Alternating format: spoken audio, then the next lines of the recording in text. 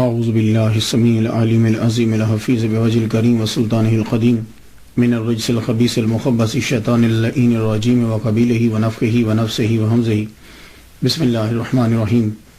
تمام نبیوں کے سردار حضرت محمد صلی اللہ علیہ وآلہ وسلم اور تمام مذاہب کے سردار دین اسلام کے پیروکاروں، السلام علیکم طبتم رحمت اور برکتیں۔ السلام حضور صلی اللہ علیہ وآلہ وسلم کی ذات پر اور دنیا کے عظیم ماں باپ حضور صلی اللہ علیہ وسلم کے ماں باپ حضرت آمینہ، حضرت عبداللہ۔ بڑے عرصے کے بعد آپ سے پھر سامنا ہو رہا ہے۔ اصل میں جس ہستی پہ گفتگو کرنا چاہتا تھا اپنے آپ کو اس قابل ہی نہیں سمجھ پا رہا تھا، اتنی عظیم ہستی، لیکن پھر سمجھا کہ چلو جو کچھ میرے پاس ہے میں ان کی بارگاہ میں لے کے حاضر ہو جاتا ہوں۔ آج 32ویں مرحلے میں گفتگو داخل ہوئی۔ چونکہ میں نے امام احمد بن حنبل رحمۃ اللہ علیہ پہ گفتگو کی تھی اس سے پہلے، تو امام احمد بن حنبل جو مشہور ہوئے، میں کہتا ہوں کہ ان میں ایک عبد القادر جیلانی رحمۃ اللہ علیہ کی ہستی بھی سبب ہے۔ غوث اعظم جنہیں الغوث الاعظم جنہیں کہا جاتا ہے، قندیل نورانی، شہباز لامکانی، قندیل نورانی، الشیخ سید عبد القادر گیلانی الحسنی والحسینی رحمۃ اللہ علیہ الحنبلی۔ ان گفتگو آگے بڑھانے سے پہلے وہ جو ہمارا طریقہ ہے، ذرا نام پہ گفتگو ہو جائے۔ آپ کا جو نام بولا جاتا ہے، ویسے تو 99 نام ہیں آپ کے، صفاتی نام جو ہیں وہ بولے گئے، عقیدت ہے۔ ویسے جو لکھا جاتا ہے سید محی الدین عبد القادر گیلانی حنبلی اشعری الحسنی والحسینی رحمۃ اللہ علیہ۔ یہ وہ چیزیں جو ضروری آپ کے اس میں گرامی کے اندر آتی ہیں۔ سب سے پہلے سید ہے، یہ ہمارے معاشرے کے اندر اس کو سید بولا جاتا ہے۔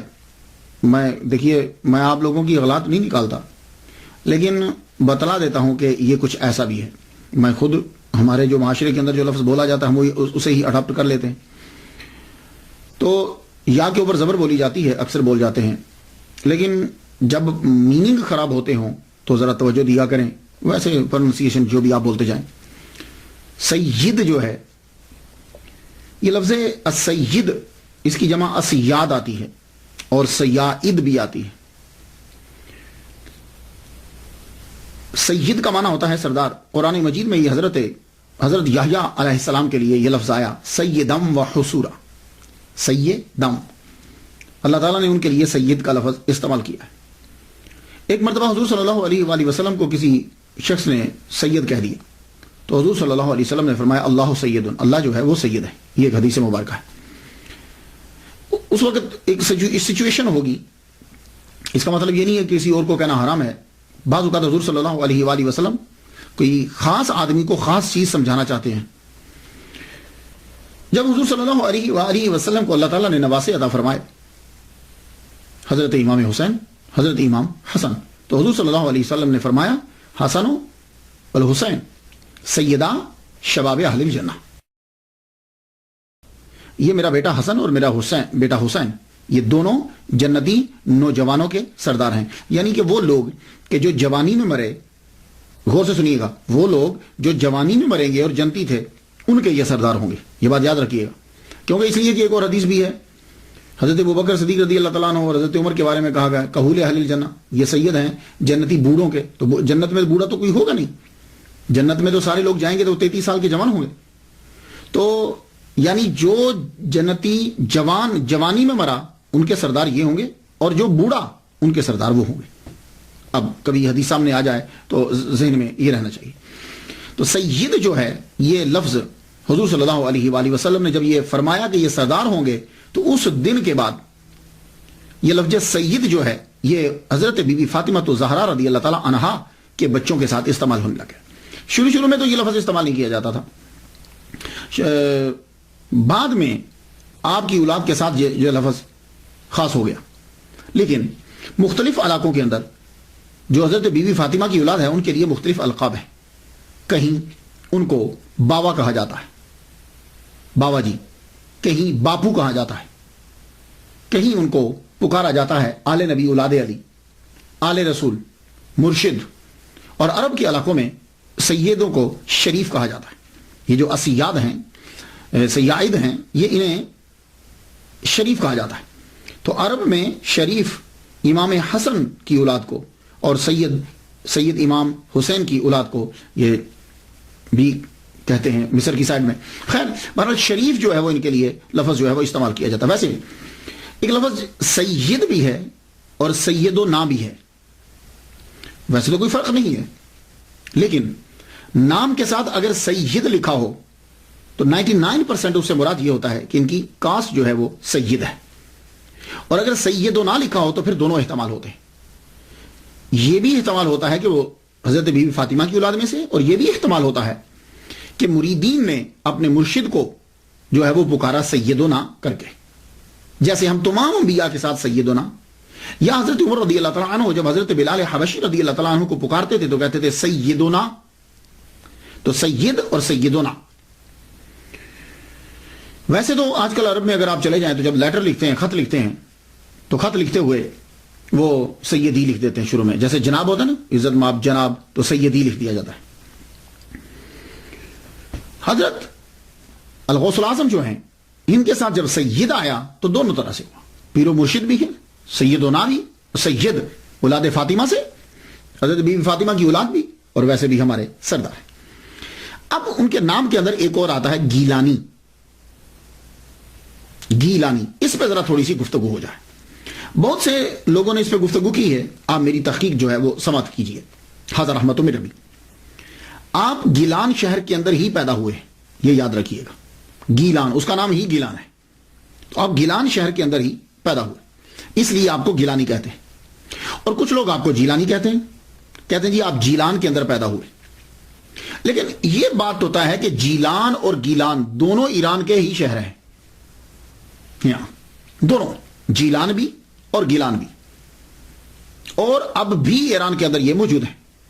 مگر فرق یہ ہے، کچھ لوگوں نے یہ کہا کہ جی اصل میں تو یہ گیلان تھا، تو عربی میں چونکہ گاف نہیں ہوتی تو اس لیے انہوں نے اس کو جیلان کہہ دیا. نہیں، جیلان اصل میں یہ گیلان ہی ہے. اصل میں گیلان ہے اور جیلان دونوں ہیں. تو جیلان گیلان، گیلان جیلان نہیں، ایسا نہیں، دونوں قصبے ہیں. لیکن دونوں میں فرق یہ ہے کہ جیلان جو ہے یہ قصبہ ہے اور گیلان جو ہے یہ صوبہ ہے. تو جیلان جو ہے یہ قصبہ ہے کلاتائے ہائے غربی رورل ڈسٹرکٹ کا. اب رورل ڈسٹرکٹ جو ہے اس کے اندر 4 قصبے آتے ہیں، یہ یاد رکھیے. تو 4 قصبوں میں سے کلاتائے ہائے غربی، اس کے 4 قصبوں میں سے ایک قصبہ جو ہے وہ جیلان ہے. اب یہ جو قصبہ ہے یہ ضلع بستام میں ہے، اور ضلع بستام صوبہ سمنان میں، اور صوبہ سمنان ملک کے ایران میں. ایک چھوٹا سا ایک قصبہ ہے، اور 2013 کے مطابق یہ جیلان قصبے کی آبادی جو ہے وہ تقریباً 800 ہے. 800 ہے. تو اب یہ پہلے سمجھ لیجئے کہ جیلان بھی ایک قصبہ ہے، لیکن یہ ایک قصبہ ہے. رورل ڈسٹرکٹ کے اندر 4 قصبے ہوتے ہیں اور ان میں ایک قصبہ یہ جیلان ہے. اب آ جائیے گیلان. تو گیلان جو ہے یہ جدید ایران کے اندر یہ ایک صوبہ ہے، 31واں صوبہ ہے گیلان. اور یہاں کی بنی ہوئی اشیاء بہت مشہور ہیں. اور گیلان کا جو صوبہ ہے یہ ایران کی جنت کہلاتا ہے، یہ یاد رکھیے گا. جیسے ہمارے ہاں کشمیر ہے، کاغان ہے، چترال ہے، یا سوئٹزرلینڈ یورپ کے اندر ہے. تو ایران کے اندر جو گیلان ہے یہ ایران کی جنت کہلاتا ہے. کیوں؟ باغات ہیں، دریا ہیں، سبزہ ہی سبزہ ہے. اب اور یہاں کے جو اصلی لوگ ہیں وہ خود کو گیلکی کہلواتے ہیں. گیلان کے جو پرانے لوگ ہیں، جو اصلی باشندے ہیں، اور وہ اپنی لینگویج کو بھی، جو اصل میں پرشین کی، فارسی ہی کی ایک قسم ہے، ایک لائن ہے، وہ اپنی لینگویج کو گیلکی لینگویج کہتے ہیں، جبکہ ہے وہ پرشین. تو گیلان سے بغداد کا جو فاصلہ ہے، ڈیسٹینیشن جو ہے، بیچ کا فاصلہ جتنا ہے وہ تقریباً 629 کلومیٹر ہے. تو کئی وجوہات کی بنا پر میں نے جو بہت پڑھا، اتنا وقفہ جو اس تقریر کے اندر ہوا، کئی ایسے قرائن ہیں اور شواہد ہیں کہ جس سے یہ پتہ چلتا ہے کہ آپ گیلان ہی کے اندر رہتے تھے، جیلان میں نہیں، گیلان ہی کے اندر رہتے تھے۔ تو اب یہ گیلان جو ہے، اسی کو جب لکھا گیا عربی کے اندر، کیونکہ تب تو آپ کی پرانی جتنی کتابیں ہیں وہ ساری عربی میں ہیں، تو عربی میں گاف نہیں ہوتا، تو اس کو گاف کو جیم کر دیا گیا۔ لیکن فارسی میں اور اردو کے اندر وہاں گاف ہوتا ہے، گاف لکھا جاتا ہے، تو اس لیے ایسا ہو سکتا ہے، لیکن گیلان ہی ہے۔ اب وہ گیلان کس طرح ہے، میں چند چیزیں آپ کے سامنے پیش کرتا ہوں۔ پہلی بات تو یہ ہے کہ آپ کے والد گرامی نے بہتا ہوا ایک سیب جو ہے وہ کھایا، رائٹ، دریا سے اٹھایا، اور آپ وہیں رہنے لگ گئے، اور یہ جو باغات ہیں اور دریا ہیں یہ گیلان کے اندر ہیں۔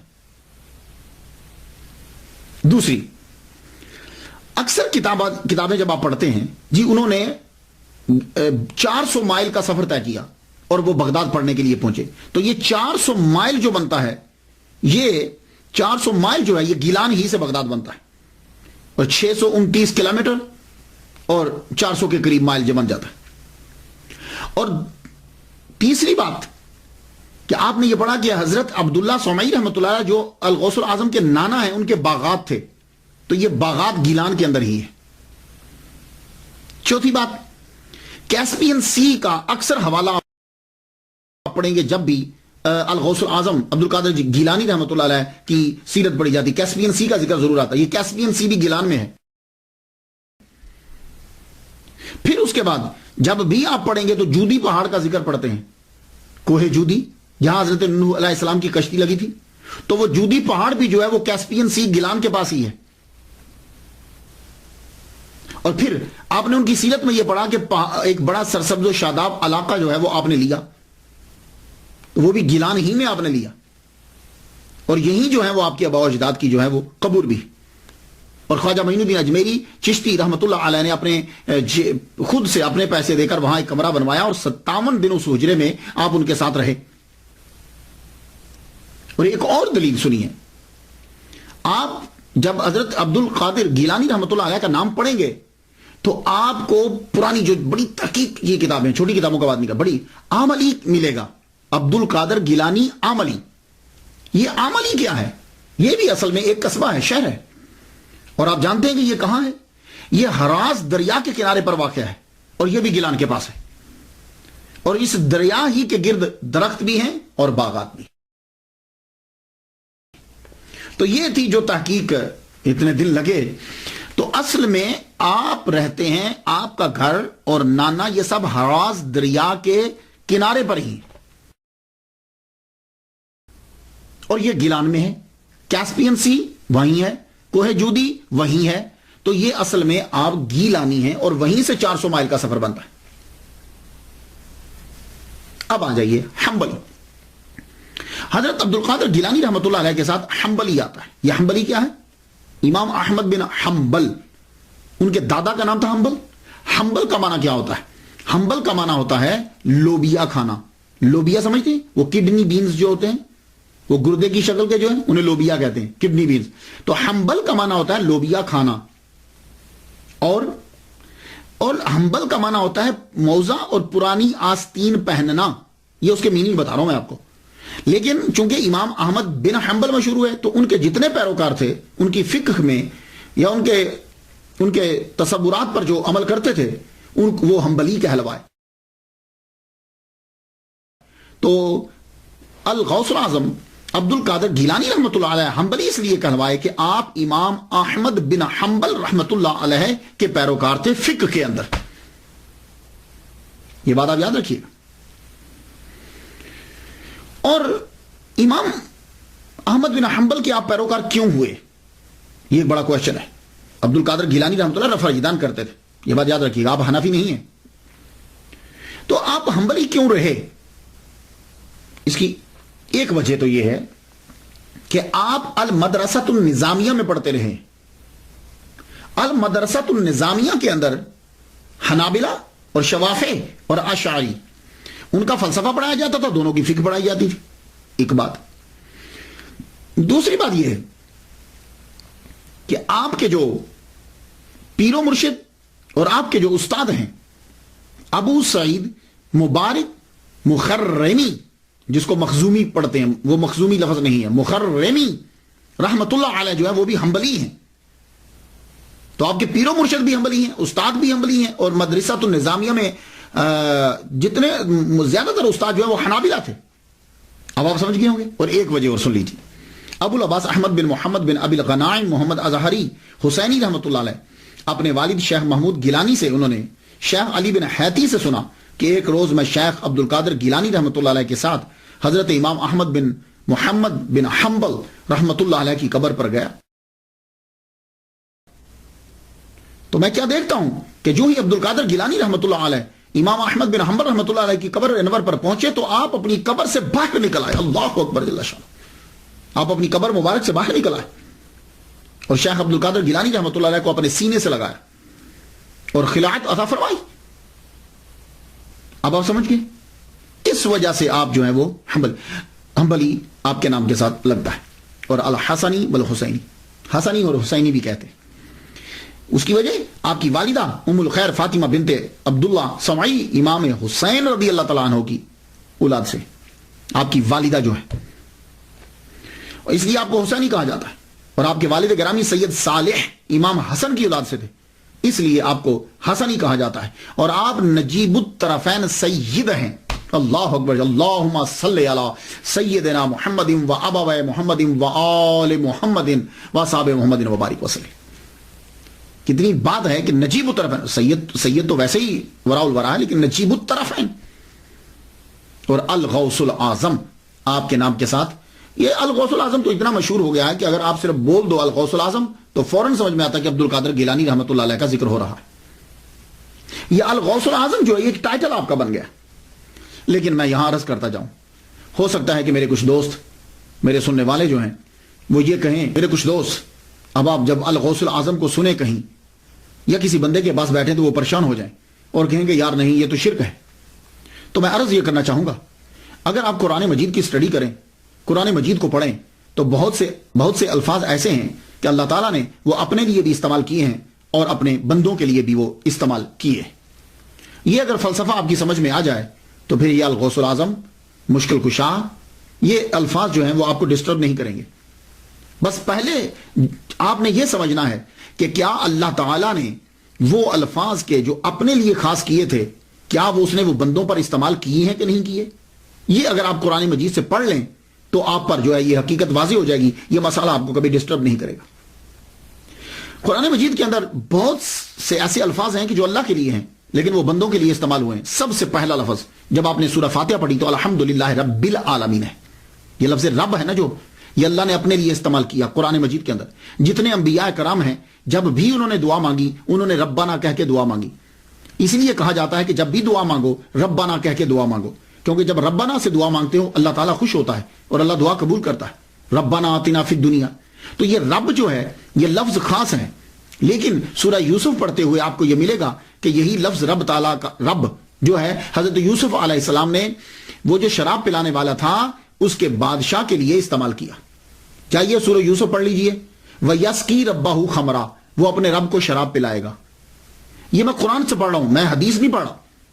تو یوسف علیہ السلام نے لفظ رب کو کس کے لیے استعمال کیا؟ وہ جو شراب پلانے والا ساقی ہے اس کے بادشاہ کے لیے استعمال کیا. تو رب اس کے لیے بھی ہے اور ابھی بھی قرآن میں موجود ہے. یہ نہیں کہ اس کو کاٹا گیا ہے. رب العالمین بھی موجود ہے اور وَيَسْقِي رَبَّهُ دونوں کے دونوں موجود ہیں. تو اب وہ رب دونوں جگہ استعمال ہوا. اسی طرح آپ کیا ہیں، میں آپ سے پوچھوں آپ کیا ہیں تو آپ کہیں گے میں مومن ہوں. تو یہ لفظ مومن اللہ تعالیٰ نے اپنے لیے بھی استعمال کیا ہے. اور قرآن مجید میں آپ دیکھ لیجئے، سورہ حشر میں جائیے، الملک القدوس السلام المومن، اللہ مومن ہے. تو پھر آپ کیا ہوئے؟ اسی طرح اللہ تعالیٰ نے لفظ حفیظ استعمال کیا اپنے لیے. تو وہی حفیظ یوسف علیہ السلام اپنے لیے استعمال کر رہے ہیں اور قرآن میں ایز اٹ از موجود ہے. انی حفیظ علیم، حفیظ بھی اور علیم بھی دونوں الفاظ اللہ کے لیے قرآن میں استعمال ہوئے اور دونوں یہاں استعمال ہو رہے ہیں. اور اسی طرح رحیم کا لفظ اللہ تعالیٰ نے پورے قرآن مجید میں کسی بندے کے لیے استعمال نہیں کیا سوائے محمد مصطفیٰ صلی اللہ علیہ وسلم کے. اپنے لیے استعمال کیا اور ایک مرتبہ پورے قرآن میں کہا بالمؤمنین رؤوف رحیم. رؤوف اللہ کے ساتھ آتا ہے، لیکن اس نے بندے کے لیے بھی استعمال کیا، حضور پاک کے لیے، اور رحیم بھی استعمال کیا۔ اسی طرح ولی کا لفظ جو ہے وہ اس نے اپنے لیے بھی استعمال کیا اور دوسروں کے لیے بھی استعمال کیا۔ تو یہ دیکھیے، ویسے اگلے کو مارنا ہو تو جو مرضی یک طرفہ ڈال دیا جائے، لیکن حقیقت یہ ہے کہ بہت سے الفاظ ایسے ہیں کہ اللہ نے اپنے لیے بھی استعمال کیے اور بندوں کے لیے بھی استعمال کیے۔ اب یہاں آپ فرق کیسے کریں گے؟ کیا آپ مشرک قرار دے دیں گے اس بندے کو؟ نہیں، تو پھر آپ فرق کریں گے کہ اللہ کے لیے وہ لفظ جو استعمال ہوتا ہے وہ حقیقی معنی میں استعمال ہوتا ہے، اور بندے کے لیے جو وہ لفظ استعمال ہوتا ہے وہ ایک خاص وقت، خاص شے اور مجازی طور پر استعمال ہوتا ہے، یعنی قیود کے ساتھ استعمال ہوتا ہے۔ تو اللہ کے لیے وہ لفظ قیود کے ساتھ استعمال نہیں ہوتا۔ اب فرق واضح ہو گیا حقیقت اور مجاز کا۔ تو یہی سلسلہ جو ہے الغوث الاعظم ہے، یہ ٹائم ہے، قیود ہے اور مجازی طور پر ہے، یہ بات یاد رکھیے گا۔ یہ اگر فرق نہیں کریں گے تو پوری دنیا مشرک بن جائے گی، یہ بات یاد رکھیے گا۔ اب اگر الغوث الاعظم کہنے سے آدمی مشرک ہوتا ہے تو پھر حضرت ابو بکر صدیق کے ساتھ صدیق اکبر لگتا ہے، پھر آدمی صدیق اکبر کہنے سے بھی مشرک ہوگا۔ کیوں؟ اس لیے کہ قرآن مجید کے اندر اللہ تعالیٰ نے یہ کہا ہے وَمَنْ أَصْدَقُ مِنَ اللَّهِ، اللہ سے بڑھ کر کون سچا ہے؟ ٹھیک ہے، تو آپ کہہ رہے ہیں کہ ابو بکر صدیق اکبر، وہ صدیق اکبر ہیں، تو اللہ تو سب سے سچا ہے، اللہ تعالیٰ سے تو سچا کوئی نہیں، تو پھر صدیق اکبر انہیں کیوں کہا گیا؟ پھر اسی طریقے سے فرق کرنے والا تو اللہ تعالیٰ ہے حق و باطل کے درمیان، تو حضرت عمر فاروق رضی اللہ تعالیٰ عنہ کو فاروق کیوں کہتے ہیں؟ یہ بھی شرک ہوگا۔ اسی طرح اللہ قرآن میں کہتا ہے کہ ان اللہ غنی وانتم الفقراء، اللہ غنی ہے اور تم فقیر ہو، تو آپ پھر لوگ سب عثمان غنی عثمان غنی کیوں کہتے ہیں؟ اسی طرح قرآن مجید کے اندر آتا ہے وَهُوَ الْعَلِيُّ الْعَظِيمُ، وہ علی ہے، اللہ علی ہے، تو آپ حضرت علی کو علی کیوں کہتے ہیں؟ تو یہ دیکھیے، وہ جو بزرگان دین تھے نا، ان کے سامنے سب چیزیں ہوتی تھی، وہ پھر ایک نتیجہ نکالتے تھے جہاں سے کہیں سے اعتراض نہیں آتا۔ ہم کیا کرتے ہیں؟ ہم اگلے آدمی کو مارنے کے لیے ایک چیز لے لیتے ہیں، باقی ساری چیزوں کو بند کر دیتے ہیں۔ تو الغوث الاعظم جو کہا جاتا ہے یہ مجازی طور پر ہے، اور یہ قیود ہوتی ہیں۔ ہاں اللہ تعالیٰ فریاد رس ہے، اللہ فریاد، لیکن اس جیسا اس میں وہاں قید کوئی نہیں، اور وہ ذاتی طور پر ہے، یہ بات۔ باقی ہر چیز، ہر لفظ جو ہے وہ جو استعمال ہوا وہ مجازی طور پر استعمال ہوتا ہے۔ تو اب پھر دیکھتے ہیں ہم کہ اللہ کا یہ ولی دنیا میں جب آیا، ظہور کیا، تو کیا تاریخ تھی؟ تاریخ کا کوئی خاص فائدہ تو کوئی نہیں ہوتا، یہ بات یاد رکھیے۔ اکثر تواریخ کے اندر لڑائی جھگڑا ہی ہوتا ہے، لیکن اس سے ذرا یہ آئیڈیا ہو جاتا ہے کہ یہ جب تشریف لائے تو اس وقت جو ہے ماحول کیا تھا، یہ ذرا آئیڈیا ہو جاتا ہے، اور آپ نے کتنے کٹھن مراحل کے اندر جو ہے وہ اس کی تبلیغ کی ہے، اور کتنا عرصہ گزر گیا اس چیز کو۔ یہ کچھ ہوتا ہے، ویسے تو قرآن مجید اسی لیے سنوں پہ گفتگو نہیں کرتا، یہ بات یاد رکھیے گا۔ تو عبد القادر گیلانی رحمۃ اللہ علیہ کے بھی تواریخ تین بیان کی جاتی، 470، 471، 491، لیکن 491 والے نے تو ویسے ہی بہت ہی زور لگا دیا۔ اب یہ کوئی ضروری نہیں ہوتا کہ ایک آدمی ڈاکٹر ہے، ریسرچر ہے، ہو سکتا ہے اس کی کوئی پرابلم ہو۔ 470 اور 471 اس کے اوپر اکثریت جمع ہے، اور دلائل بھی اسی کے اوپر ہی ہیں کہ آپ 470 ہی میں آپ کی ولادت مبارک ہوئی۔ میں نے جو صاحب دلیل دے رہے تھے کہ جی 491 میں ہوئے ہیں، 470 اور 71 میں عبد القادر گیلانی رحمۃ اللہ علیہ پیدا نہیں ہوئے، تو دلیل انہوں نے یہ دی کہ شیخ سعدی رحمۃ اللہ علیہ جو ہیں وہ گلستان سعدی کے صفحہ 45 پہ لکھتے ہیں کہ عبد القادر گیلانی را دیدم، میں نے عبد القادر گیلانی رحمۃ اللہ علیہ کو دیکھا در حرم کعبہ میں نے دیکھا کہ کنکریوں کے اوپر اپنے چہرے کو رکھے ہوئے اللہ کی بارگاہ میں رو رہے تھے۔ تو بھائی سنو یار، شیخ سعدی رحمۃ اللہ علیہ ہو سکتا ہے کہ جس طرح 470 اور 471 جو ہے اس کے اندر تبدیلی ہو سکتی ہے، تو کیا دیدم اور دیدند میں نہیں ہو سکتی؟ دیدند اور دیدند میں نہیں ہو سکتی ہے۔ اور دوسری بات ہے پاسبلٹی ہی نہیں ہے۔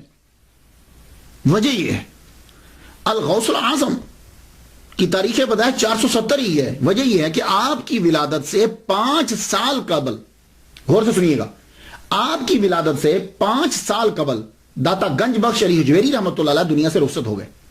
یہ باتیں سننے والی ہوتی ہیں، اس پہ بہت۔ عبد القادر گیلانی رحمۃ اللہ علیہ 470 ہی میں پیدا ہوئے۔ وہ کیسے؟ کہ آپ کی ولادت سے 5 سال قبل جو ہیں وہ داتا گنج بخش علی حجویری رحمۃ اللہ علیہ دنیا سے رخصت ہو گئے۔ اور یہ تبھی ہو سکتا ہے، اور اب عبد القادر داتا گنج بخش علی حجویری رحمۃ اللہ علیہ جو ہے ان کا وصال 465 ہجری میں ہوا ہے. تو یہ 5 سال تبھی بن سکتے ہیں جب عبد القادر گیلانی رحمۃ اللہ علیہ 470 میں پیدا ہو. سن لیا آپ نے؟ یہ ہزار احمد تو میرا بھی، میں نے اس پہ بہت ریسرچ کی، کیونکہ ایک بہت بڑے ڈاکٹر صاحب تو انہوں نے اتنی موٹی کتاب لکھ دی کہ نہیں 491 میں ہوئے، 470 ہی ہے. اور 5 سال کے بعد آپ جو ہیں وہ پیدا ہوئے ان کی رخصت سے، اور وہ 465 میں ہے، تو یہ 470 تک بنے گا. خاندان جو ہے عبد القادر گیلانی رحمۃ اللہ علیہ کا خاندان عظیم خاندان، سادات کا خاندان، اللہ اکبر، اس خاندان کو سلام. نجیب الطرفین سید، اور کردار کی کمال تک پہنچے ہوئے، ماں باپ بھائی نانا، اللہ اکبر جل شانہ. الغوث العظم کا نانا سید عبداللہ سومئی رحمۃ اللہ علیہ حسینی سید، اور آپ کے والد گرامی سید ابو صالح موسیٰ رحمۃ اللہ علیہ یہ حسنی سید ہے. ان کی شادی کا واقعہ بھی بڑا عجیب ہے. حضرت سید ابو صالح موسیٰ رحمۃ اللہ علیہ آپ گیلان میں رہتے تھے، اور گیلان میں سبزہ ہی سبزہ ہے، باغات ہیں، دریا، پہاڑ، بہت خوبصورت منظر ہے، کبھی آپ جائیے. تو اب ایسے علاقے کے اندر ایک ینگ آدمی کو کیسے بچنا ہے؟ تو اس کے لیے بہترین طریقہ یہ ہے کہ وہ روزے رکھے. اس لیے جوان آدمی کے لیے روزے رکھنے کا کہا گیا. اور آپ نے کبھی غور کیا 13 14 15 13 14 15 چاند کی روزے رکھنے کو حضور نے بولا؟ کیوں؟ چاند عروج پہ ہوتا ہے، اور جب چاند عروج پہ ہوتا ہے تو پھر پانی جو ہے وہ اچھلتا ہے. کبھی آپ جائیے سمندر پہ دیکھیے، اس کی وجہ سے انسان کے اندر کا بھی جو ہے وہ بھی جوش مارتا ہے. تو ان دنوں میں روزہ رکھنے کو کہا گیا. اور آپ نے دیکھا کہ جتنے بڑے بڑے ہوٹل ہیں مہنگے، جو بڑی بڑی یہ عمارتیں بنتی ہیں، وہ سمندر کے کنارے پہ بناتے ہیں. ایک ویو آتا ہے، وہاں لوگ عیاشی کے لیے جاتے ہیں. تو جہاں سبزہ ہوگا، دریا ہوں گے، پانی ہوگا، تو وہاں کنٹرول کیسے کرے آدمی اپنے اوپر؟ تو بہترین طریقہ روزہ ہے. تو حضرت سید ابو صالح موسیٰ جوانی میں روزے رکھ رہے ہیں. تو روزہ رکھتے ہوئے آپ چل رہے ہیں ایک دریا کے ساتھ ساتھ. میری بڑی کوشش تھی بچپن سے میں تلاش کروں کہ یہ دریا کون سا ہے کہ جس دریا کے کنارے آپ چل رہے ہیں. تو جب میری ریسرچ یہ ہے کہ وہ دریا جو ہے وہ ہراز ریور ہے، یہ گیلان کے اندر ہے. اور اگر آپ اس دریا کو جا کر دیکھیں تو یہ دریا اب بھی گلیوں محلوں سے گزرتا ہوا نظر آتا ہے. اس کی مثال میں آپ کو دیتا ہوں. کوئی دریا جب پہاڑی رستوں سے نکل رہا ہو نا تو تب جا کے دیکھیے گا اس کو. یا آپ کبھی کینیڈا آئے ہوں تو کینیڈا کا بھی دریا جو ہے نا وہ بھی اسی طرح سڑک کے ساتھ ساتھ گزرتا جاتا ہے. تو وہ بالکل شفاف پانی ہو جاتا ہے، اتنی گہرائی نہیں ہوتی، نالے کی طرح نکلتا جاتا ہے. تو یہ ہراز دریا بھی بالکل اسی طرح ہی ہے. تو ہراز دریا کے کناروں کے اوپر باغات ہیں، یہ بات یاد رکھیے گا. اور یوں نکلتا ہے، ایسا لگتا ہے جیسے گلیوں میں سے گزر رہا ہے. تو آپ اس کے بالکل کنارے پہ چل رہے ہیں تو ایک سیب بہتا ہوا آ گیا. اور یہ باغات، سیب کے باغات اور یہ سارے سرسبز و شاداب علاقہ گیلان کے اندر ہی، اور ہراز بھی ریور گیلان میں ہی ہے. تو وہاں سے جب سیب بہتا آ رہا تھا، آپ نے سیب اٹھا لیا. سیب اٹھا کے کہا چلو روزہ افطار کر لیں گے. روزہ تو افطار کر لیا. افطار کرتے ہی بعد میں خیال آیا یہ کیا کر بیٹھا میں، اگر قیامت کے دن اس کے بارے میں پوچھ گچھ ہو گئی تو میں کہاں سے جواب دوں گا. آپ سوچنے لگے کیا کروں. ایک دم خیال آیا کہ یہ ادھر سے آ رہا تھا، مخالف سمت میں چل پڑے. جدھر سے وہ آ رہا تھا سیب، تو اب جب وہ چل پڑے تو ایک جگہ پہ پہنچے. ابھی بھی آپ جا کے دیکھیں تو ہراز ریور کے گرد میں باغات اور شاخیں اور درخت آپ کو نظر آئیں گے. تو یوں ایک سیبوں کا باغ ہے، اور اس ایک درخت کی شاخ جو ہے وہ یوں ہراز ریور کے یوں جھکی ہوئی ہے. آپ سمجھ گئے کہ یہیں کا گر کے گیا ہے. آپ کھڑے ہو گئے، دروازہ کھٹکھٹایا، اندر سے ملازم آیا. جی آپ کو کس سے ملنا ہے؟ کہا مجھے اس باغ کے مالک سے ملنا ہے. کیوں، خیریت ہے؟ کہا سیب کھا لیا اس باغ کا تو معافی مانگنے آیا. ملازم کی بھی عمر گزر چکی تھی، نوجوان کا چہرہ دیکھتے ہوئے اچھا حیران ہوتا ہوا واپس چلا گیا. جا کے اندر مالک کو بتایا. مالک، باہر ایک نوجوان آیا ہے، ہمارے باغ کا کہیں سیب گر گیا تھا دریا میں، کہتا ہے کہ مجھے معاف کروانا ہے۔ آپ بھی مسکرائے، کہا کہ اچھا۔ آپ آئے دروازے پہ، دروازہ کھولا، سب سے پہلے لڑکے کو یوں سر سے لے کے پاؤں تک اسے دیکھا، دیکھے پوچھنے لگے تمہارا نام کیا ہے؟ کہا میرا نام جو ہے وہ سید ابو صالح موسیٰ، امام حسن کی اولاد سے ہوں۔ تو کیا کہہ رہے تھے تم؟ کہنے لگے حضور میں نے آپ کے دریا کا، یہ آپ کے باغ کا سیب جو ہے وہ بہ رہا تھا، میں نے اٹھا کے کھا لیا ہے، معافی مانگنے کے لیے آیا، اور چونکہ میں تندرست ہوں اس لیے لفظوں سے معاف نہ کیجیے، مجھے کچھ کام کہیے میں وہ کر دوں تاکہ میرا جرم معاف ہو جائے۔ دیکھ رہے کہ یعنی صرف لفظوں سے مت بولیے، کیونکہ میں تندرست ہوں، میں کام کر سکتا ہوں، سزا دیجیے۔ تھوڑی دیر سوچتے رہے، کہنے لگے اچھا 2 شرطیں، پہلے ایک پوری کرو، جب ایک پوری ہوگی تو دوسری بتاؤں گا۔ کہنے لگے اچھا بتائیے پہلی کیا ہے؟ کہنے لگے تیرے سیب کا جرم معاف کرنے کے لیے پہلی شرط یہ ہے کہ تم 8 سال یہاں کام کرو۔ اب ایک کتاب میں نے 1 ماہ بھی پڑھا ہے، لیکن یہ مدت مجھے لگی نہیں، 8 سال یا 12 سال، اور باقی دوسری شرط کو دیکھتے ہوئے یہ 8 سال کی مدت جو ہے یہ مجھے ذہن میں آتی، دل کو لگتی ہے۔ 8 سال تک ایک سیب کے بدلے میں تم میرے باغات کی رکھوالی کرو گے، کیونکہ حضرت سید عبداللہ صومعی رحمۃ اللہ علیہ ٹھیک ٹھاک امیر آدمی تھے، آپ کے باغات تھے، کھیت تھے، آپ کے روحانی سلسلہ بھی چلتا تھا آپ کا۔ کہا تو میرے باغات کی رکھوالی کرو گے، تو آپ نے کہا کہ تو پھر تمہیں دوسری شرط بتائیں گے۔ اللہ اکبر جل شانہ، 8 سال تک آپ نے ان کے باغات کی رکھوالی کی، ایک سیب کتنے کا ہوگا؟ 8 سال کے بعد آپ حاضر ہوئے، حضور میرے 8 سال پورے ہو گئے۔ کہا ہاں بہت اچھا کام کیا تم نے، یہ اصل میں 8 سال کے اندر تربیت کر دی، پوری کی پوری تربیت کر دی۔ کہنے لگے بہت اچھا کام کیا تم نے، اب دوسری شرط ہے، لیکن سنو اگر یہ شرط پوری نہ ہوئی تو پہلی ضائع۔ کہنے لگے حضور بولیے۔ کہا سنو، غور سے سنو، دوسری شرط یہ ہے کہ میری ایک لڑکی ہے،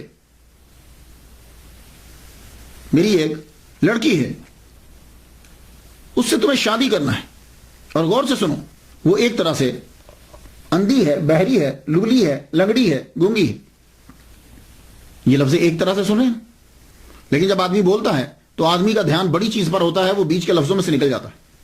آپ نے بڑی تیزی سے فرما دیا یہ طرح سے گونگی ہے، اندھی ہے، لولی ہے، لنگڑی، تمہیں شادی کرنا ہے اسے۔ کہا جی پھر میرا یہ جرم معاف ہو جائے گا؟ آپ نے فرمایا ہاں پھر ہم معاف کر دیں گے۔ اللہ اکبر جل شانہ، ایک سیب ہے کہ 8 سال پہلے گزار چکے ہیں۔ اور ہمارے ہاں یہاں کیا ہوتا ہے، اگر آپ لوگ پاکستان سے ہیں، میں باقی ممالک کے بارے میں تو نہیں جانتا، پاکستان میں کبھی جاتا ہوں تو یہ جب گنا پک جاتا ہے نا، جس سے چینی بنتی ہے، رو نکلتی ہے، یہ گنے کی ٹرالیاں جو ہے نا وہ شوگر ملز کی طرف جاتی ہیں، وہ جب جا رہی ہوتی ہے تو سڑک کے اوپر لڑکے جو ہیں اس کے اوپر چڑھ جاتے ہیں، ایک لڑکا اس کے اوپر چڑھ جاتا ہے، وہ وہاں سے گنے کھینچ کے اتارتا جاتا ہے، اور پیچھے لڑکے جو ہیں وہ پوری ایک جماعت ہوتی ہے، وہ اس گنوں کو پکڑ کے جا کے اسے۔ اسی طریقے سے اگر آپ گاؤں میں چلے جائیں، گاؤں میں لوگ رات کو جاتے ہیں، اگر وہاں سبزی کی فصل ہے، کھیت ہیں، سبزیاں اگائی کسی نے، یہ کوئی چیز اگائی ہے، تو وہاں بیٹھیں گے رفع حاجت کے لیے، لیکن وہاں سے جو ہے نا وہ اگر وہاں شلجم ہے، کوئی اور چیز ہے، اسے اکھیڑتے جائیں گے اور چوری کر کے لے کے گھر جا کے پکا دیں گے۔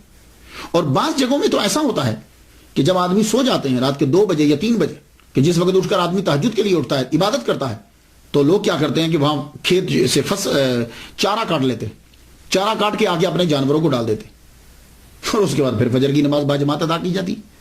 تو یعنی یہاں یہ ہے کہ چارہ اور سبزی، ویجیٹیبلز اور گنے یہ لے لیے جاتے، لیکن الغوث العظم عبد القادر گیلانی رحمۃ اللہ کے والد گرامی نے ایک سیب لیا اور 8 سال تک پہلے تو ملازمت کی، اور اب تیار ہو گئے ایسی لڑکی کے ساتھ پوری زندگی گزارنے میں کہ جن کے والد کہہ رہے ہیں کہ وہ ایک طرح سے اندھی ہے، لولی ہے، لنگڑی ہے۔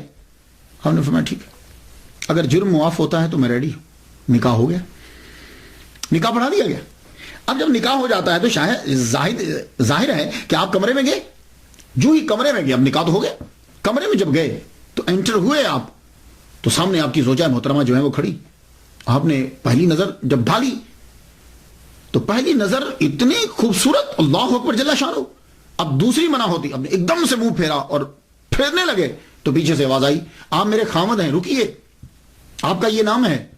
آپ نے فرمایا اس کا مطلب ہے کہ یہ دیکھ بھی سکتی ہے اور آواز بھی آ رہی، بول بھی سکتی ہے۔ ایک دم سے جب یہ تیزی سے دوڑے دروازے سے نکلے تو آگے ہی حضرت عبداللہ صومعی رحمۃ اللہ علیہ کھڑے تھے۔ لگتا ہے کہ ان کو معلوم تھا کہ یہ ضرور ہوگا، آپ ان سے ٹکراتے بچ گئے۔ میں بیٹے کیا ہوا؟ کہ حضور آپ نے تو فرمایا تھا کہ وہ ٹانگیں نہیں ہیں تو کھڑی تھی وہ تو، اور بازو بھی، میری نظر پڑی بازو بھی ہیں، اور آپ نے کہا تھا کہ وہ اندھی ہیں، تو مجھے دیکھا ہے انہوں نے، اگر دیکھتی نہیں تو آواز کیسے آتی، اور گونگی بھی نہیں ہے، مجھے آواز دی انہوں نے۔ آپ نے فرمایا بیٹے جب میں بات کر رہا تھا تو میں نے جھوٹ نہیں بولا تھا، میں نے کہا تھا ایک طرح سے، تم نے ایک طرح پہ دھیان نہیں دیا۔ اور سن، میں نے اسے کیوں کہا تھا کہ گونگی ہے؟ آج تک میری بیٹی نے کسی غیر محرم سے بات نہیں کی، آج تک میری بیٹی نے کسی غیر محرم کی بات کو سنا بھی نہیں ہے، آج تک میری بیٹی نے کسی غیر محرم کو دیکھا بھی نہیں ہے، آج تک میری بیٹی نے کسی غیر محرم کو چھوا بھی نہیں ہے، اور آج تک میری بیٹی کسی غیر محرم کے گھر میں پاؤں سے چل کے بھی نہیں گئی۔ اللہ اکبر جل شانہ۔ آپ نے فرمایا یہ تیری ہی بیوی ہے، میں نے تیرا ہی نکاح اس کے ساتھ پڑھا ہے۔ اب آپ جتنے بھی سن رہے ہو، پوری دنیا میں میرا لیکچر سنا جاتا، آپ مجھے بتا دو، موسیٰ جنگی دوست جیسا باپ ہے، فاطمہ جیسی ماں ہے، تو بیٹا عبد القادر گیلانی رحمۃ اللہ علیہ کیوں نہیں پیدا ہو؟ شادی ہو گئی۔ اب یہاں میں تلاش کرتا ہوں تو کتب میں مجھے نہیں ملتا کہ وہ شادی کے بعد وہیں رہے یا کہیں اور رخصت ہو گئے، لیکن میں نے جتنا پڑھا ہے اور باتوں سے اندازہ مجھے یہی ہوتا ہے کہ آپ وہاں سے گئے نہیں۔ ہاں، آپ کے نانا جو ہیں، الغوث الاعظم کے نانا جو ہیں، انہوں نے مکان علیحدہ لے دیا، یہ ہے، رہے وہیں، اسی علاقے میں آپ رہے، کیونکہ بات کی جو چیزیں اس بات پر دال ہیں کہ آپ اپنے نانا، آپ وہی رہے، سسر کے پاس ہی رہے۔ 60 سال جب عمر ہو گئی تو اللہ تعالیٰ نے احسان کیا، الغوث الاعظم کی ولادت ہوئی، اور یہ بھی بہت بڑی کرامت ہے۔ 60 سال کی عمر کے اندر بچے کی ولادت ایک ناممکن سی بات ہوتی ہے، یعنی مشکلات میں آ جاتا ہے، اور آپ کی یہ کرامت ہے کہ جب آپ کی 60 سال عمر ہوئی تو اللہ تعالیٰ نے آپ کو بیٹا عطا کیا، اور وہ بیٹا کون ہے؟ وہ بیٹا دنیا میں مشہور ہوا، الغوث الاعظم شیخ سید عبد القادر گیلانی رحمۃ اللہ علیہ۔ 470 ہجری کے اندر 1 رمضان المبارک کو آپ پیدا ہوئے۔ پورے رمضان المبارک میں صبح سے لے کے شام تک آپ دودھ نہیں پیتے۔ یہ تقوینی ولی ہونے کی نشانی کہ آپ پیدائشی ولی ہیں۔ آپ نے 17 سال گیلان میں گزارے، اللہ اکبر جل جلالہ۔ آپ کی عمر 11 سال ہوئی تو آپ کے والد گرامی سید ابو صالح موسیٰ رحمۃ اللہ علیہ کا وصال ہو گیا۔ 481 ہجری میں آپ کا وصال ہوا اور آپ کو گیلان میں ہی دفنا دیا گیا، وہیں آپ کی قبر ہے، گیلان کے اندر۔ تو 11 سال کی عمر میں یتیم ہو گئے۔ اب 11 سے 18 سال تک عبد القادر گیلانی رحمۃ اللہ علیہ گیلان کے اندر ہی رہے۔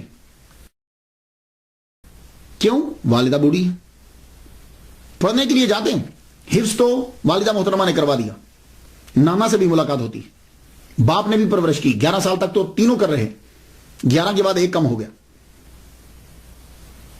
آپ مکتب میں بھی پڑھنے کے لیے جاتے ہیں، اور فارسی زبان آپ کی مادری ہے، مکتب میں پڑھنے کے لیے جاتے ہیں۔ 18 سال آپ کی عمر ہوئی تو ایک دن والدہ ماجدہ سے آ کے کہتے ہیں، امی مجھے اجازت دے دو، میں بغداد جانا چاہتا ہوں۔ سوال یہاں یہ اٹھتا ہے کہ عبد القادر گیلانی رحمۃ اللہ علیہ 18 سال تک اپنی والدہ محترمہ کے پاس رہے، تو جانتے ہو کہ جب یہ 18 سال کے ہوئے تو والدہ محترمہ کی عمر کتنی ہوگی؟ 78 سال۔ تو آپ کی والدہ محترمہ 78 سال کی ہو گئی تو جا کر کہتے ہیں اماں مجھے اجازت دے دو کہ میں بغداد چلا جاؤں۔ یہ عمر تو تھی کہ عبد القادر گیلانی اپنی والدہ ماجدہ کے ساتھ رہتے۔ تو 78 سال کی عمر میں جب والدہ ہوئی، پہلے 18 سال تک گیلان سے نہیں نکلے۔ کیوں نہیں نکلے؟ آپ کے نانا امیر آدمی ہیں، آپ وہاں سے نکلیں، لیکن نہیں نکل رہے۔ کیوں؟ اماں بوڑھی ہیں۔ تو پھر 18 سال میں جب 78 سال کی ہوگی تو اب کیوں نکلے؟ تو سن لیجئے، آپ ذی الحج کی 10 تاریخ آپ کے نانا کے کھیت ہیں، آپ گائے کو پکڑنے کے لیے دوڑے تاکہ میں کھیت میں جوتوں، کیونکہ آپ کام وہاں کرتے تھے، نانا کا ہاتھ بٹاتے تھے۔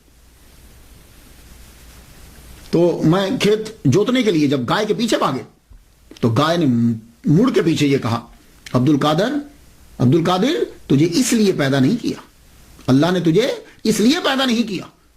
آپ گائے کے منہ سے آواز، اور وہ بھی انسانوں والی، وہ لفظ سن کر آپ ایک دم سے بھاگ کر حیرانی ہوئی، چھت پہ چڑھ گیا اپنے مکان کی چھت پہ چڑھے تو کیا دیکھتے ہیں کہ سیدھا سامنے، کوئی رستے میں رکاوٹ نہیں ہے، گیلان میں کھڑے ہیں اور مقام عرفات نظر آ رہا ہے، اور تمام حاجی احرام باندھے ہوئے مقام عرفات میں کھڑے۔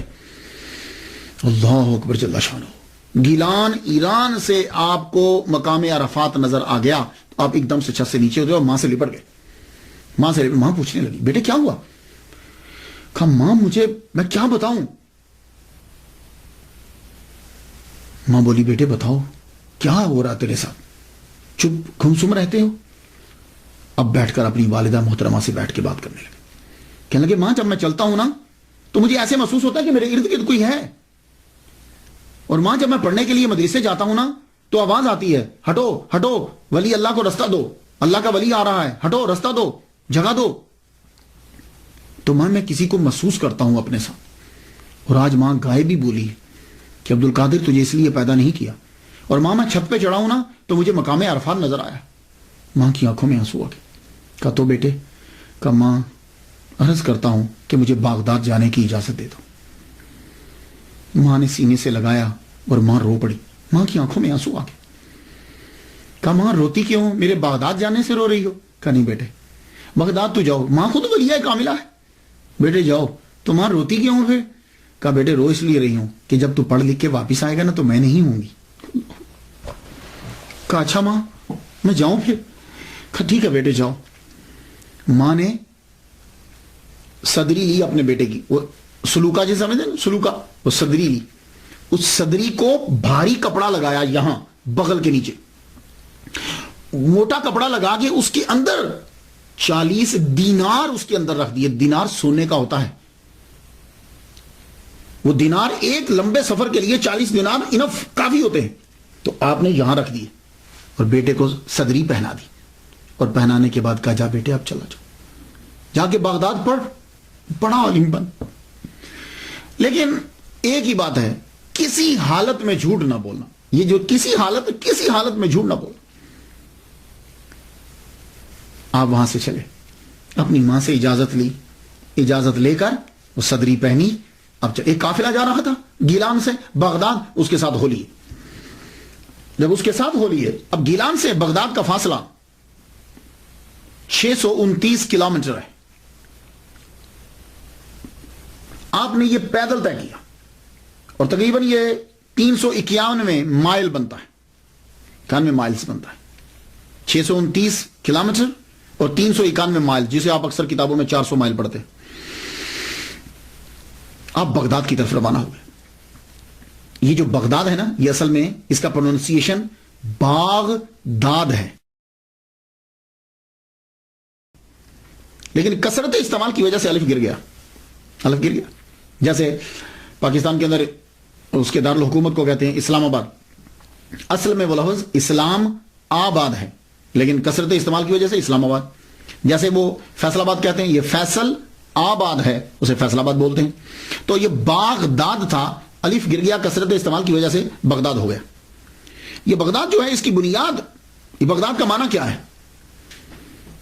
کہتے ہیں کہ یہ فارسی 2 لفظوں کا مرکب ہے، باغ اور داد۔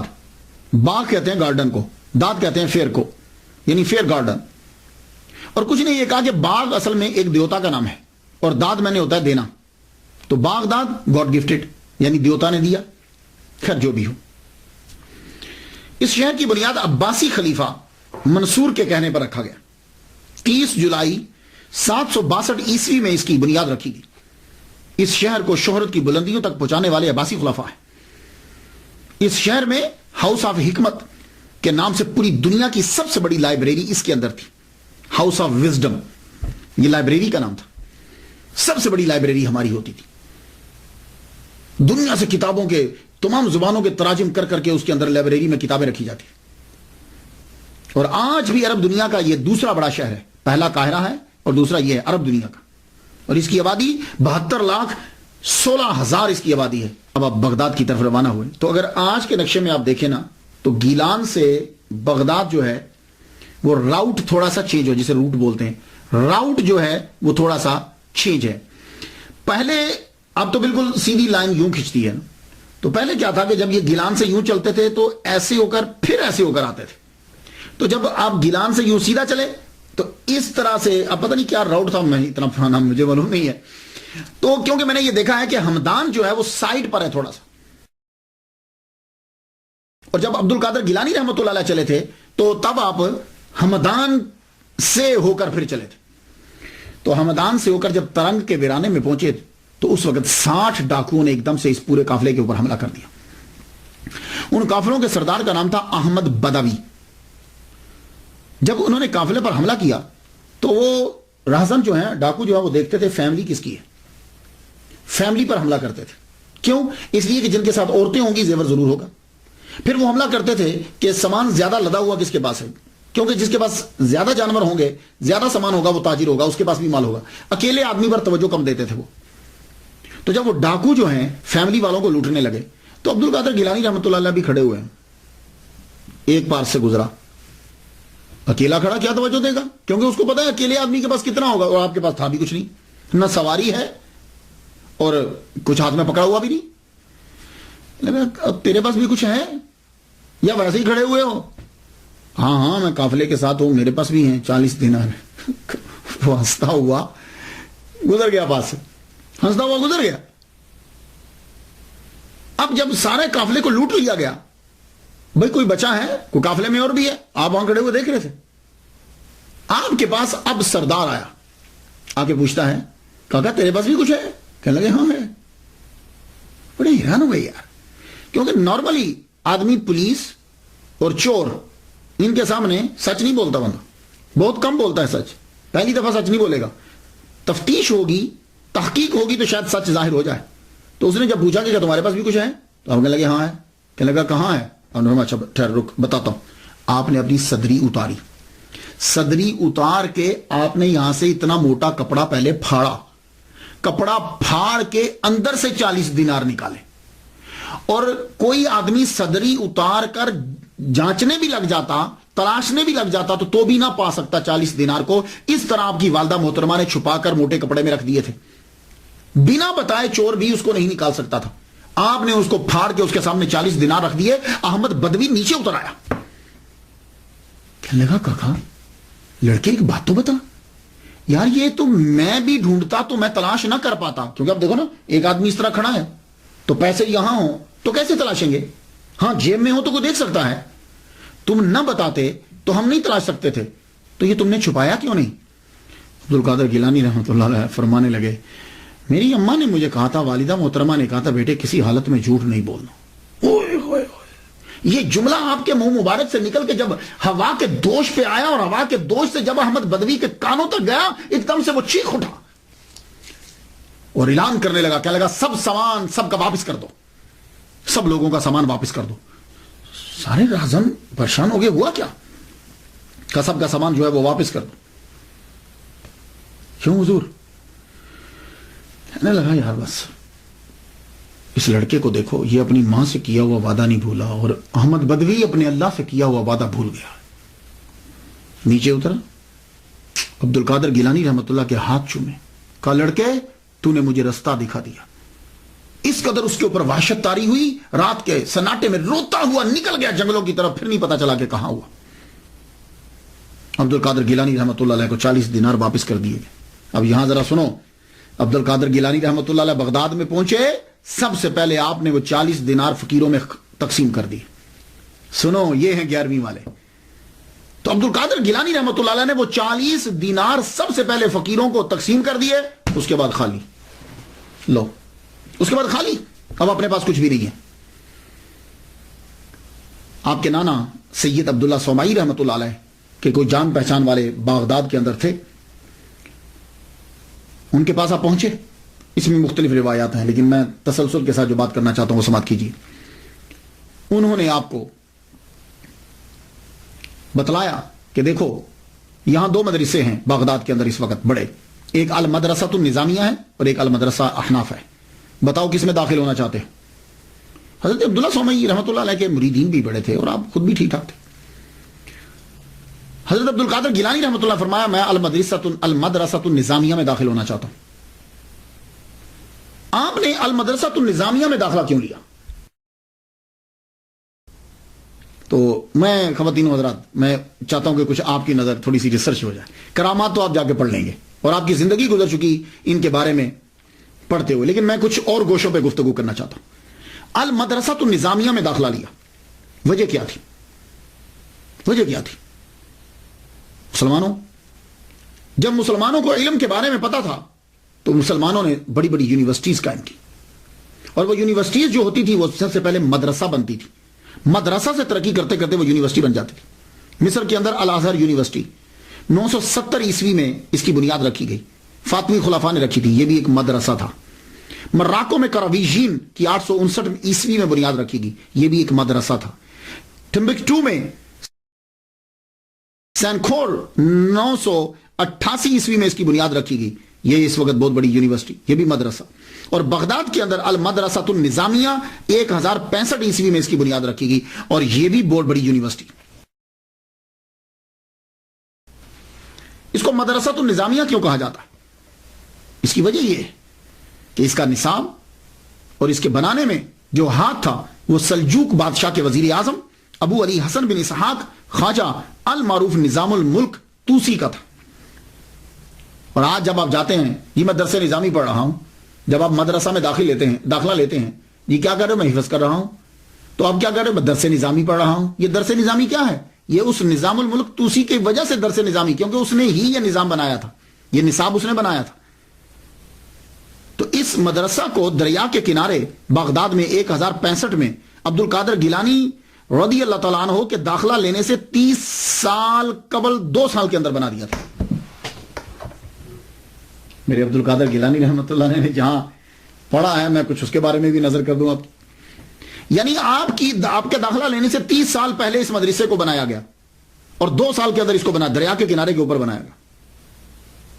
اور یہ مدرسۃ النظامیہ یہ صرف ایک مدرسہ نہیں ہے, group of institution of higher education کا یہ نام تھا, ایک عمارت کا نام نہیں ہے, یہ گروپ کا نام ہے. پروفیسر فلپ نے کہا ہے کہ مدرسہ نظامیہ پہلا اسلامک علمی ادارہ ہے جس میں پورا سسٹم تھا.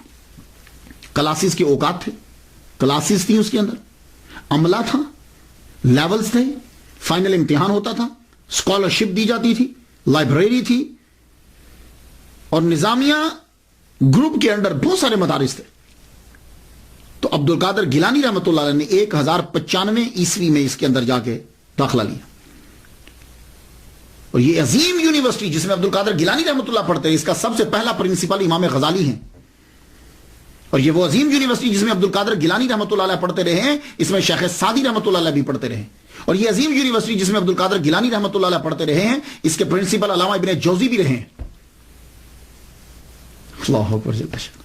تو آپ یہ مدرسۃ النظامیہ جو تھا, اس کے اندر یہ اس میں زیادہ تر شافعی فقہ, حنبلی فقہ پڑھائی جاتی تھی, اور فلسفہ جو تھا وہ اشعری تھا. اسی لیے عبد القادر گیلانی رحمۃ اللہ علیہ شافعی اور حنبلی دونوں پہ فتویٰ دیا کرتے تھے. خیر, آپ خود مجتہد اجتہاد کے مقام پہ فائز تھے.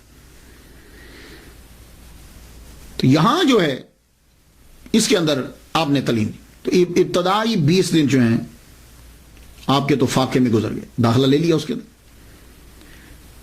داخلہ مل گیا. 488 ہجری سے آپ کا تعلیمی سفر شروع ہو گیا. 488 ہجری سے 18 سال کی عمر سے. اور یہ سفر 496 ہجری تک رہا, 8 سال تک رہا. آپ نے حفظ تو اپنی والدہ ماجدہ سے کیا, فارسی زبان تو آپ کی مادری زبان تھی. اب آ کے آپ نے سب سے پہلے عربی پڑھی, عربی ادب پڑھا, تفسیر, قرآن, حدیث, فقہ, اصول فقہ, کلام, معانی, انصاب, تاریخ, سب پڑھ لگا.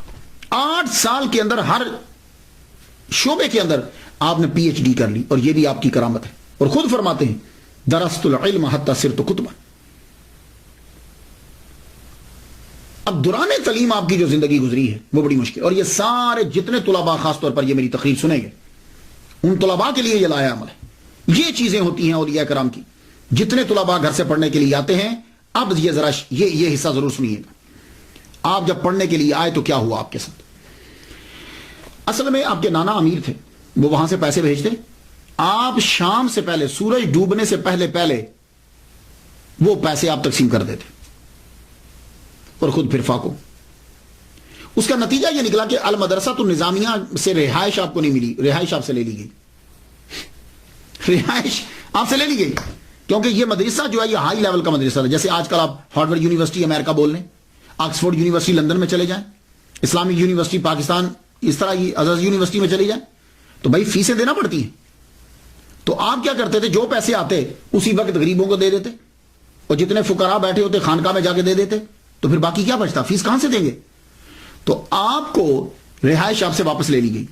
جب رہائش واپس لے لی گئی, لیکن اتنا کیا گیا کہ کہا چونکہ آپ محنتی ہو, پڑھتے بہت اچھا ہو, اس لیے ہم آپ کو سبق پڑھنے کی اجازت دیتے ہیں, رہائش کی نہیں. تو اب عبد القادر گیلانی رحمۃ اللہ علیہ کیا کرتے, آپ المدرسہ تو نظامیہ میں جاتے, سبق پڑھتے, اس کے بعد کتاب لے کے واپس جنگل میں چلے جاتے. اب دھوپ ہے یا بارش ہے, اب وہاں بیٹھے آپ پڑھ رہے, دھوپ ہو جاتی تو کتاب بچ جاتی, بارش ہوتی تو اب کتاب کو بچانے کے لیے چلتے. سر کے اوپر ایک امامہ شریف ہوتا پرانا, اور ایک جبہ آپ نے ذبح کیا ہوتا, بس اس طریقے سے آپ نے پڑھا. اور کئی دن تک آپ کو کھانا نہیں ملتا, اور آج تو مدرسہ کے اندر کھانے ملتے ہیں, کئی دن تک کھانا آپ کو نہیں ملتا. اور اگر کھانا ملتا بھی ہے, پیسے آتے بھی ہیں, تو فوراً فقراء میں تقسیم کر دیتے یا غریب طلباء میں تقسیم کر دیتے. آپ فرماتے ہیں کہ میں وہاں پڑھتا رہا, اور طالب علم 8 سالہ دور کس طرح گزاریں گے. فرماتے ہیں کہ ایک مرتبہ کیا ہوا کہ ایک یعقوبہ شہر کے بارے میں پتا چلا کہ وہاں کے لوگ جو ہیں بڑے اچھے ہیں, کیونکہ وہاں شیخ شریف یعقوبی رحمۃ اللہ علیہ, اللہ کے ولی, بہترین مقرر, وائز, ان کی وجہ سے وہ لوگ بڑے ہی نرم دل ہیں. وہ کیا کرتے ہیں کہ جب ان کی فصل پک جاتی ہے تو وہ غربا کو, فقراء کو, طلباء کو جو ہیں وہ فصل میں سے دیتے ہیں. تو لڑکوں نے یہ کہا کہ آؤ عبد القادر تم بھی چلو ہمارے ساتھ. اللہ تعالیٰ نے آپ کی ملاقات ایک بزرگ سے کروانی تھی, ورنہ کھانے کا تو آپ کو ابھی فکر رہتی نہیں تھی. آپ ان کے ساتھ چل پڑے. جو ہی یعقوبہ شہر کے اندر داخل ہوئے, اس گاؤں میں داخل ہوئے, تو کسی نے بتایا کہ یہاں شیخ شریف یعقوبی رحمۃ اللہ علیہ ہوتے. فرمانے لگے اس وقت کہاں ہیں؟ کہا اس وقت وہ لیکچر دے رہے ہیں, یعنی واز فرما رہے ہیں, اور لوگ واز سن رہے ہیں. عبد القادر گیلانی رحمۃ اللہ علیہ آئے تھے اناج لینے, چھوڑا لڑکوں کو, کہا تم جاؤ. آپ فوراً بھاگے اور ان کے حلقہ کے اندر بیٹھ کے جا کے بات سننے لگے. شیخ شریف یعقوبی رحمۃ اللہ علیہ تقریر فرما رہے ہیں اور سب سن رہے ہیں. اور جب آپ کا بات ختم ہوا, سب اٹھ کے چلے گئے. کسی کو سوال پوچھنا تھا, اس نے پوچھا, اور آپ وہاں دور ان کے سامنے مؤدب ہو کے بیٹھے. آپ جب جانے لگے تو آپ نے دیکھا کہ یہ لڑکا ابھی تک نہیں گیا. تو شیخ شریف یعقوبی رحمۃ اللہ علیہ کہنے لگے, آپ کو کچھ مجھ سے پوچھنا ہے؟ میں جا رہا ہوں. کھڑے ہو کے عرض کرتے ہیں, حضور آپ نے سب کو نصیحت کی, مجھے کوئی خاص نصیحت فرمائے. شیخ شریف یعقوبی رحمۃ اللہ علیہ نے یوں دیکھا لڑکے کو سر سے پاؤں تک. ایک دم سے آپ کا چہرہ جو ہے اس میں تبدیلی آئے. تو اس وقت فرمانے لگے, طالبان حق کسی غیر کے آگے ہاتھ نہیں پھیلاتے. عبد القادر گیلانی رحمۃ اللہ فرماتے میرے جسم میں ایک ایسی عجیب سی کیفیت طاری ہو گئی, میں نے اناج چھوڑا اور بھاگ گیا واپس بغداد, واپس چلا گیا. یہ کمال تھا ان کا. شیخ شریف یعقوبی رحمۃ اللہ علیہ کا بڑی سادہ تقریر فرماتے تھے, لیکن مجمع میں جتنے لوگ بیٹھے ہوتے تھے ہر ایک کو اپنی بساط کے مطابق حصہ مل جایا کرتا تھا. کئی روز آپ کے فاقوں میں گزر جاتے. ایک مرتبہ کیا ہوا کہ 20 دن تک آپ کو کھانا نہیں ملا, کیونکہ بغداد میں قحط پڑ گیا ہے. آپ باہر نکلے کہ میں کسی درخت سے پتے توڑ کر ہی کھا لوں. یہ تو ایک درخت کے ساتھ دیکھا کتنے 10-20 آدمی لگے اور پتے یوں توڑ کے کھا رہے. آپ واپس آ گئے. جب واپس آئے تو مسجد میں انٹر ہوئے, داخل ہوئے, تو نڈھال ہو کے گر گئے, فاقوں کی وجہ سے گر گئے. اور آپ اپنے جسم کو یوں گھسیٹتے ہوئے مسجد کے کارنر میں لے گئے اور یوں جا کے سمٹ کے نیچے بیٹھ گئے. وہاں نڈھال ہوئے. ایک صاحب مسجد میں داخل ہوئے, ان کے ہاتھ میں کھانا تھا, اور جو آدمی بھوکا ہو نا تو وہ حس بڑی تیز ہو جاتی ہے. وہ سامنے ان کو ان کا احساس نہیں ہوا, وہ وہاں بیٹھ کر کھانا انہوں نے کھولا اور کھانے لگے. بھونا ہوا گوشت اور روٹی تھی. حضرت غوث پاک فرماتے ہیں کہ جب وہ اپنے منہ میں لقمہ ڈالنے لگتا تھا میرا منہ کھل جاتا تھا. شاید روٹی کھاتے اس کی نظر مجھ پہ پڑ گئی, میں ایک دم سے سیدھا ہو بیٹھ گیا. میں وہ آدمی وہاں سے اٹھ کر میرے پاس آ گیا, میرے سامنے آ کر اس نے کھانا رکھ دیا. کھانا رکھ کے کہنے لگا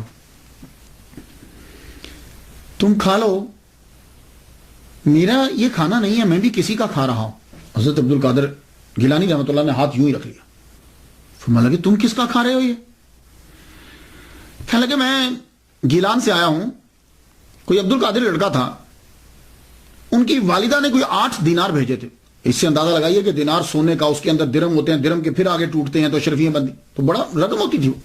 میں اس کو کئی دن سے تلاش کرا، میرا اپنا اثاثہ بھی جو ہے وہ صرف ہو گیا، اب میرے پاس اسی کے پیسے بچے تھے، میں اس کے 1 دینار کو توڑایا ہے اور میں یہ بھنا ہوا گوشت اور یہ روٹی لے کر آیا ہوں، وہ عبد القادر ملا نہیں ہے، چلو دونوں مل کے کھاتے ہیں، ملے گا تو معاف مانگ لیں گے۔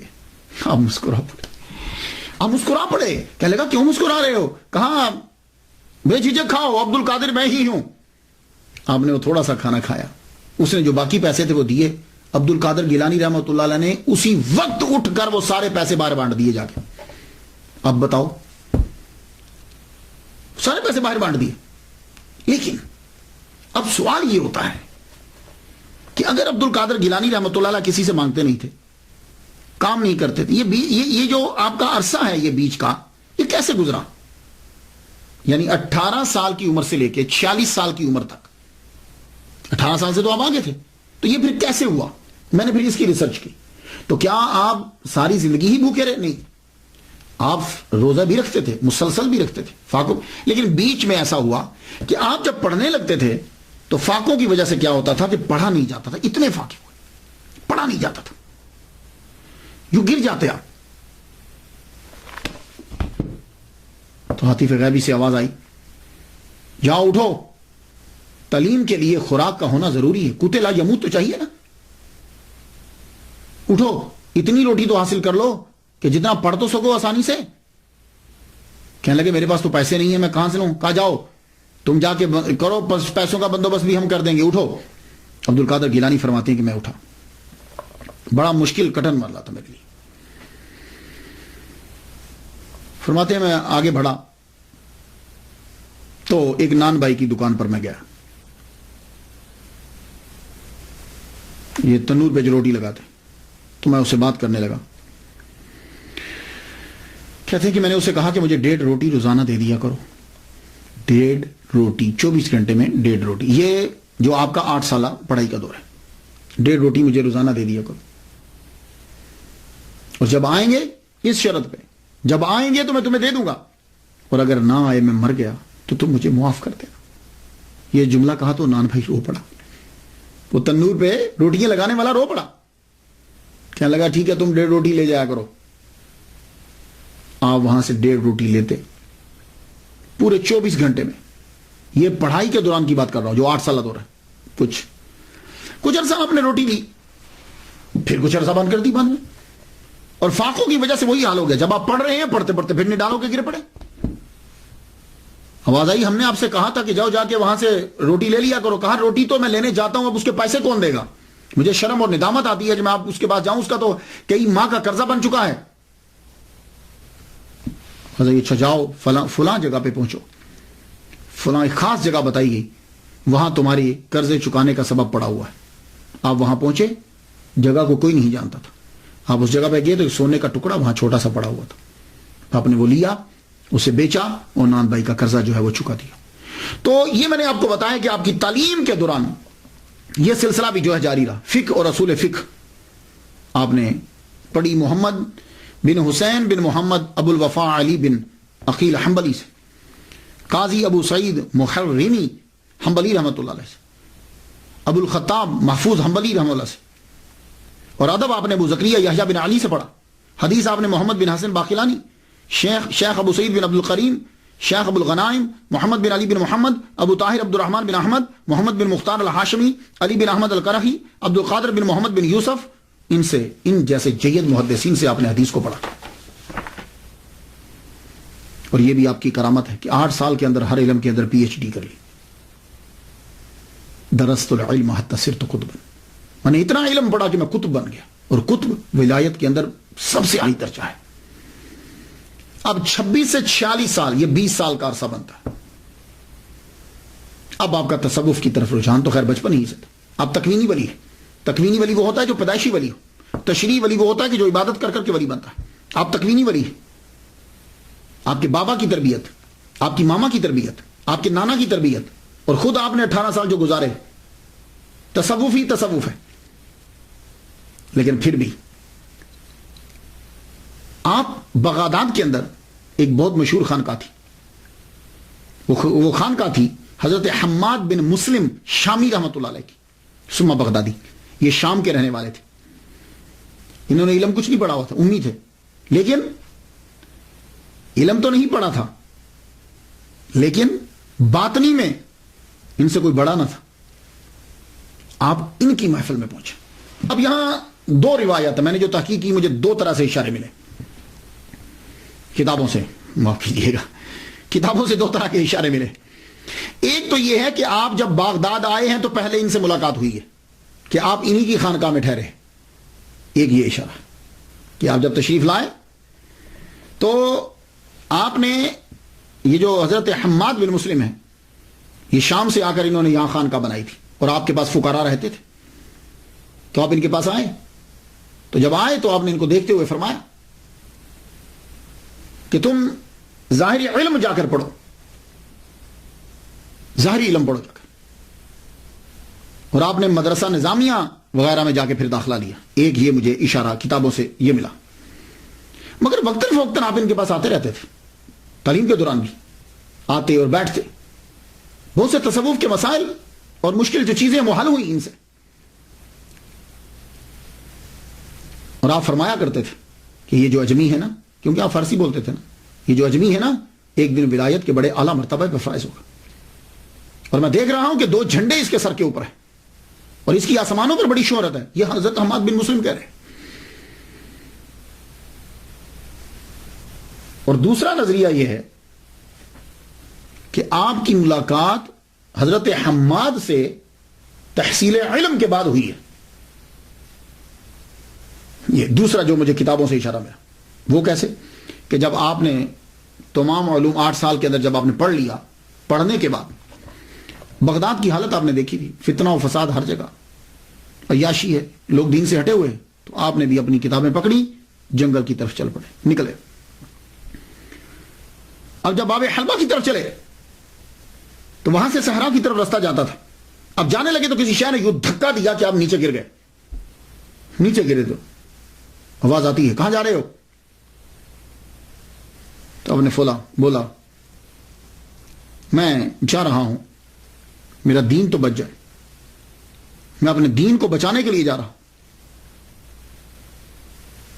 تو آواز آتی ہے مت چھوڑ کر جاؤ، واپس جاؤ، اللہ کی مخلوق کو تم سے فیض پہنچے گا. آپ بولے مجھے اپنے دین کی حفاظت کرنا ہے. آواز آئی تمہارے دین کی کہ تم فکر مت کرو، اللہ تعالیٰ تمہارے دین کو بچائے گا تیرے لیے، بلکہ تو دین کی خدمت کرے گا. یہ ہے دوسرا. آپ وہاں سے اٹھے، واپس آ گئے. واپس آئے تو بغداد کی ایک گلی سے گزر رہے تھے، سنسان گلی ہے، کوئی بھی نہیں ہے. تو پیچھے سے ایک دم سے ایک دروازہ کھلا اور آواز آئی کل کہاں جا رہے تھے؟ آپ نے مڑ کر دیکھا تو دروازہ بند ہو چکا تھا. اب چھان بین کی آپ نے کہ یہ کون ہے کہ جو میرے راز کو جانتا ہے. تو معلوم ہوئی حضرت حماد بن مسلم دباس شامی ثم بغدادی رحمۃ اللہ علیہ. آپ پھر ان کے گھر پہنچے. پہلے روز تو انہوں نے بڑی آؤ بھگت کی، بڑی محبت سے پیش آئے. آہستہ آہستہ آپ ان کو اپنے سے جدا کرنے لگے. تم یہاں کیوں آ جاتے ہو؟ تمہارا ہمارے درویشوں کے پاس کیا تعلق؟ تم تو پڑھے لکھے ہو، جاؤ جا کے فقہ پڑھاؤ. اور ایک دن آپ آئے، کہنے لگے ہاں آج بڑی روٹیاں آئی تھیں لیکن ہم نے سب کھا ڈالی، ختم ہو گئی. یہ اصل میں آپ ایسا کیوں کرتے تھے؟ حالانکہ ایک مرتبہ آپ نے سنا کہ کچھ آپ کی خانقاہ کے فقیر عبد القادر گیلانی رحمۃ اللہ کا مذاق اڑانے لگے کہ تم فقیہی ہو، جاؤ. تو آپ نے ان سے مخاطب ہو کے معلوم ہے کیا جملے بولے تھے؟ آپ نے کہا تھا اے کتو، سنیے گا جملہ، تم اس کو تکلیف پہنچاتے ہو، تم میں سے ایک بھی اس کے مرتبہ کا نہیں ہے. یہ حضرت حماد بن مسلم اپنے خانقاہی لوگوں سے کہہ رہے. میں تو اس کو اس لیے اذیت دیتا ہوں. اب 3 وجہ. آپ کیوں اذیت دیتے؟ پہلی وجہ تو یہ ہے، آپ نے خود بیان کی، فرماتے ہیں میں امتحاناً اسے اذیت دیتا ہوں لیکن وہ ایسا پہاڑ ہے کہ اس میں ذرا برابر جنبش نہیں ہوتی. اور اس اجمی کا اتنا رتبہ ہوگا کہ تمام اولیاء اس کی طرف رجوع کریں گے. اور دوسری وجہ، آپ کے پاس ان کا فیض نہیں تھا. عبد القادر گیلانی رحمۃ اللہ علیہ کا فیض حضرت حماد بن مسلم کے پاس نہیں تھا. وہ قاضی قضا حضرت ابو سعید مبارک مخرمی رحمۃ اللہ علیہ کے پاس تھا. یہ وجہ ہے. اس لیے آپ نے دیکھا ہوگا جب آپ کبھی اولیاء کرام کی سیرت کو پڑھیں تو آپ کو معلوم ہو جائے گا، ولی ان کے پاس جاتا ہے، فیض ہی کوئی نہیں. کہا جی نہیں، میں تمہارا فیض ہمارے پاس نہیں ہے، کسی اور کے پاس جاؤ. یوں ہی بھیجتے تھے. حضرت خواجہ باقی بلا کتنے لوگوں کے پاس گئے؟ اشرف جہانگیر سمنانی رحمۃ اللہ علیہ کتنوں کے پاس گئے؟ تو جہاں فیض ہوتا تھا وہ وہیں پہنچتے. تو عبد القادر گیلانی رحمۃ اللہ علیہ کو جو خلافت ملنا تھی وہ ان سے نہیں ملنا تھی. یہ دوسری وجہ. تیسری وجہ کیا ہے کہ ابھی ان کو مجاہدے اور کروانے ہیں. ابھی بڑا وقت ہے، کم از کم 14 سال ہیں باقی، ابھی 13-14 سال باقی ہیں. تو اب آپ نے کہا کہ اگر میں اپنے پاس محبت کروں گا یہ یہی رکے رہیں گے. تو جب آپ نے یوں اذیت دینا شروع کی، اب آپ سے آہستہ آہستہ وہاں سے کم ہو کر اب آپ نے اس کے بعد بایعت جو کی وہ حضرت ابو سعید مبارک مخرمی رحمۃ اللہ علیہ کی بایعت کی. آپ ان کے استاد بھی ہیں اور آپ مدرس بھی ہیں، پرنسپل بھی ہیں. آپ نے محلہ باب الازج میں آپ نے ایک مدرسہ بنایا تھا، اس مدرسے میں خود پڑھاتے تھے. اور تصوف کے اندر اتنے گئے کہ آپ نے قاضی کی سیٹ چھوڑ دی. ان کی بایعت کی عبد القادر گیلانی رحمۃ اللہ علیہ، اور یہ بھی حنبلی تھے. تو اب مجاہدات شروع ہو گیا.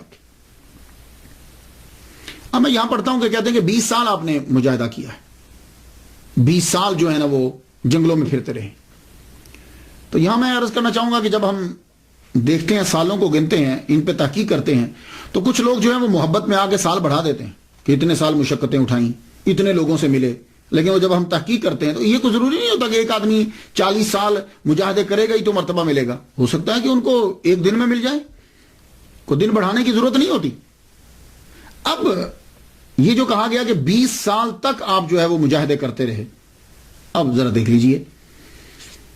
میرے نزدیک یہ صرف کچھ دورانیہ 13 سال کا بنتا ہے. وہ کس طرح؟ اب ذرا دلیل سن لیجئے. 18 سال کی عمر میں آپ نے تعلیم شروع کی، تو 8 سال بغداد میں مختلف مدارس میں آپ پڑھتے رہے. کتنی عمر ہوگی؟ 18 اور 8 26. پھر آپ نے مجاہدہ شروع کیا. ٹھیک ہے. تو حضرت ابو سعید مبارک مخرمی رحمۃ اللہ علیہ نے آپ کو خلافت دی. خلافت دینے کے بعد آپ کو اپنے مدرس کا انچارج، مدرسے کا انچارج بنایا، اور وہیں آپ کو تدریس کے لیے بھی بولا. تو آپ جانتے ہیں کہ مبارک مخرمی حنبلی رحمۃ اللہ علیہ کا وصال 513 میں ہوا ہے، 513 ہجری میں ہوا ہے. اور اس وقت حضرت عبد القادر گیلانی رحمۃ اللہ علیہ کی عمر 43 سال تھی. تو کم از کم اگر پیر کی موجودگی میں 3 سال بھی پڑھایا ہو تو آپ کی عمر 40 سال تو تھی جب آپ مدرسے میں ہوئے. تو جب مجاہدہ چھوڑا اور تدریس شروع کی، 40 سال تو عمر ہونی چاہیے. تو اب آپ خود سوچ لیجئے کہ 26 سال کی عمر میں تو آپ پڑھ کر فارغ ہوئے ہیں. تو اب 26 کے بعد کتنے لگائیں گے آپ کے 40 بن جائیں؟ تو اسی لیے میں کہتا ہوں کہ آپ کا دورانیہ جو ہے وہ 13-14 سال کا ہے، اور اس میں 11 سال آپ کا مجاہدہ جو ہے وہ برج کا ہے. ہاں اگر کوئی صاحب یہ کہتے ہیں کہ جی ہم ان کا مجاہدہ جو ہے وہ دوران تعلیم کا دورانیہ جو ہے وہ بھی شامل کرتے ہیں، تو ٹھیک ہے، پھر اس کے پھر بن جاتا ہے کہ اگر آپ یہ کہیں کہ وہ بھی مجاہدہ ہی تھا. آپ نے پڑھا، پڑھنے کے بعد اب آپ ریاضت اور مجاہدے کے لیے اپنے پیر کی کہنے کے اوپر حضرت خضر علیہ السلام بھی آپ کی تربیت کر رہے ہیں. پہلے وہ سال کے بعد آتے تھے، 3 سال تک انہوں نے اسی طرح کیا. وہ 1 سال میں آتے، پھر سال کے بعد آتے، پھر سال کے بعد آتے، پھر اس کے بعد آپ زیادہ آنے لگ گئے، آپ کی تربیت کرتے. بلکہ بعض اوقات تو ایسا ہوتا کہ آپ رہتے ہی ان کے ساتھ. اب انسان کی جو بھری جوانی ہوتی ہے، 40 سال تک انسان کی تقریباً جوانی رہتی ہے اگر وہ اپنی چیزوں کو سنبھال کے رکھے. 40 سال تک تو رہتی. اب 40 سال کے اندر عبد القادر گیلانی رحمۃ اللہ علیہ کے کردار پر کوئی آدمی انگلی نہیں اٹھا سکتا کہ وہ یہ کہے کہ یہ عبد القادر گیلانی رحمۃ اللہ نے یوں کیا یوں کیا. ولادت سے لے کے 40 سال تک یہ بھری جوانی کا ٹائم ہے. جب سے آپ جوان 18 سے لے لیجیے، کوئی آدمی انگلی نہیں اٹھا سکتا. لیکن اس کو کنٹرول کرنے کے لیے آدمی کے لیے سب سے بہترین طریقہ یہ ہوتا ہے روزے. تو عبد القادر گیلانی رحمۃ اللہ علیہ نے روزے رکھے. آپ کی عمر 18 سال کے بعد 40 سال تک بیچ میں مجاہدہ اور تعلیم کا دورانیہ روزے رکھ رہے ہیں. سحری اور افطار، سحری اور افطار. لیکن سحری اور افطار ہوتا کیسے؟ سحری اور افطار کبھی پانی پہ ہو رہا ہے، سحری بھی پانی پہ، افطاری بھی پانی پہ. اور کبھی کیا ہوتا ہے کہ سحری درخت کے پتوں سے، افطاری بھی درخت کے پتوں کے ساتھ. بھوک چیخ پڑی، نفس چیخ پڑا، اتنے مجاہدے کیے آپ نے. اور بعض کا تو ایسا ہوتا کہ آپ کو نیند آ جاتی، نیند آتی تو آپ بیٹھ جاتے. سجدے میں ہے، نیند آئی ہے، ایک دم بیٹھ گئے، پھر بیٹھے بیٹھے نیند آ گئی، ایک دم کھڑے ہو گئے. اور بعض کا کھڑے کھڑے بھی نیند آ جاتی. آپ نے دیکھا کہ لوگ کھڑے سو جاتے، تو جب کھڑے کھڑے نہیں آپ چل پڑتے، اور جب چل پڑتے تو پاؤں میں جوتا تو ہے نہیں، چلتے رہتے چلتے رہتے، اتنا چلتے کہ پاؤں پہ چھالے پڑ جاتے اور خون رسنے لگ جاتا آپ کے پاؤں سے. اور اس قدر مجاہدہ کیا. ولی بننا آسان نہیں ہے، یہ ولیوں کا بادشاہ بننا ہے. اس لیے ہر اور آپ اتنے کمزور ہو جاتے کہ ایک دم سے گر جاتے. لوگ سمجھتے کہ فوت ہو گئے ہیں، اور لوگ اٹھا کر تجہیز و تکفین کا انتظام کرنا شروع ہو جاتے. لیکن ہوتا کیا، ایک دم سے آپ کے جسم میں جنبش ہوتی تو لوگوں کو پتا چلتا نہیں بھائی یہ زندہ ہے. اللہ. جب شیطانوں نے یہ دیکھا کہ انہوں نے نفس پر کنٹرول کر لیا ہے، تو شیطان سب سے پہلے وسوسہ ڈالتا ہے. یہ بات یاد رکھیے، وہ وسوسہ ڈالے گا، خود کچھ نہیں کہتا، آگے وسوسہ ڈالتا ہے اور آدمی برائی کرنے لگ جاتا ہے. لیکن وہ وسوسہ جب ڈالتا ہے تو نفس اس کو کنٹرول کرتا ہے. تو جب تم نفس کو جس نے کنٹرول کرنا ہے، آگے تمہیں لے جانا ہے، جب تم نے اس پہ قبضہ کر لیا، اب شیطان جب دیکھا کہ نفس پر کنٹرول ہو گیا ہے، اب شیطان خود آئے. تو ابلیس خود نہیں آتا. عبد القادر گیلانی رحمۃ اللہ علیہ کو تنگ کرنے کے لیے چیلے بھیجے. اب چیلے آپ کے سامنے آ کے کھڑے ہو جاتے اور آپ بھوک سے نڈال ہو کے گرے پڑے. اب وہ آپ کو مارنے کے لیے آگے بڑھتے، اللہ تعالیٰ ایک دم سے فرشتوں کی جماعت کو بھیجتا، وہ آگے لڑتے اور ان کو مارتے. اب جب یہ شیطانوں نے یہ دیکھا کہ ہمارا بس نہیں چل رہا، اب ابلیس خود آیا. ابلیس خود نہیں آتا، یہ یاد رکھیے، ابلیس خود نہیں آتا، وہ اب اس کے چیلے ہی بڑے پاورفل ہیں. لیکن عبد القادر گیلانی رحمۃ اللہ علیہ نے شیطانی دنیا کو تباہ کر کے رکھ دیا. بن نہ اٹھے، اب شیطان خود آئے، ابلیس خود آتا ہے. اب خود آ کے اس نے غوث سمدانی کو بڑا تنگ کیا. ایک دفعہ تو مارنے کے لیے آگے بڑھا، کہنے لگا تم نے کیا ہمیں تباہ کر دیا ہے. عبد القادر گیلانی رحمۃ اللہ کو جب مارنے کے لیے آگے بڑھا، آپ فرماتے ہیں ایک دم سے ایک ہاتھ ظاہر ہوا اور اس کے سر کے اوپر اتنی زور سے پڑا کہ یہ زمین کے اندر پھنس گیا. اور اس کے بعد پھر یہ باپ باہر نکلا. فرماتے ہیں کبھی کبھی شیطان آتے، میں لا حول ولا قوت الا باللہ العلی العظیم پڑھتا تو آگ لگ جاتی ان کو. اس لیے آپ لوگ بھی جب کبھی ایسا محسوس کرو تو لا حول ولا قوت الا باللہ العلی العظیم پڑھیں، ان کو آگ لگ جاتی. مجاہدوں کے دوران حضرت خضر علیہ السلام کا آنا جانا بھی رہتا. 496 ہجری سے لے کے 509 ہجری تک چلوں کا سلسلہ رہا ان کا. اور زیادہ تر آپ برج، ایک کھنڈر پرانی عمارت تھی، اس کے اندر رہتے. آخری جو آپ کا چلہ ہے وہ بڑا شدید چلہ تھا. 40 دن تک آپ نے کچھ نہیں کھایا، کچھ نہیں کھایا. اب شیطان اس کے اندر، اب اس کو بھی معلوم ہو گیا کہ یہ اپنے مقام پہ پہنچنے والے. ابلیس جان جانتا ہے. اب اس نے کیا حربہ استعمال کیا، شدید گرمی، پیاس آپ کو لگی ہے، 40 دن ہو چکے ہیں. اب بادلوں میں آ جاتا اور آ کے کہتا ہے عبد القادر، اب یہ بہت بڑا اس جگہ پر آ کے بڑے بڑے ولی جو ہیں وہ پھسل جاتے ہیں. عبد القادر جاؤ، میں نے ساری نمازیں تم پہ معاف کر دی. کیونکہ آپ اس چلوں کے اندر بھی 5 وقت کی نماز ادا کر رہے ہیں. اب سوچئے کہ ایک آدمی نے 40 دن سے کچھ نہیں کھایا، وہ اٹھ کر کیسے نماز پڑھے گا؟ لیکن آپ نماز پڑھ رہے ہیں. جاؤ، میں نے اپنی نمازیں تم پر معاف کر دی، میں تم سے خوش ہوا. آپ نے ایک دم سے سوچا محمد مصطفیٰ صلی اللہ علیہ وسلم پر معاف نہیں ہے،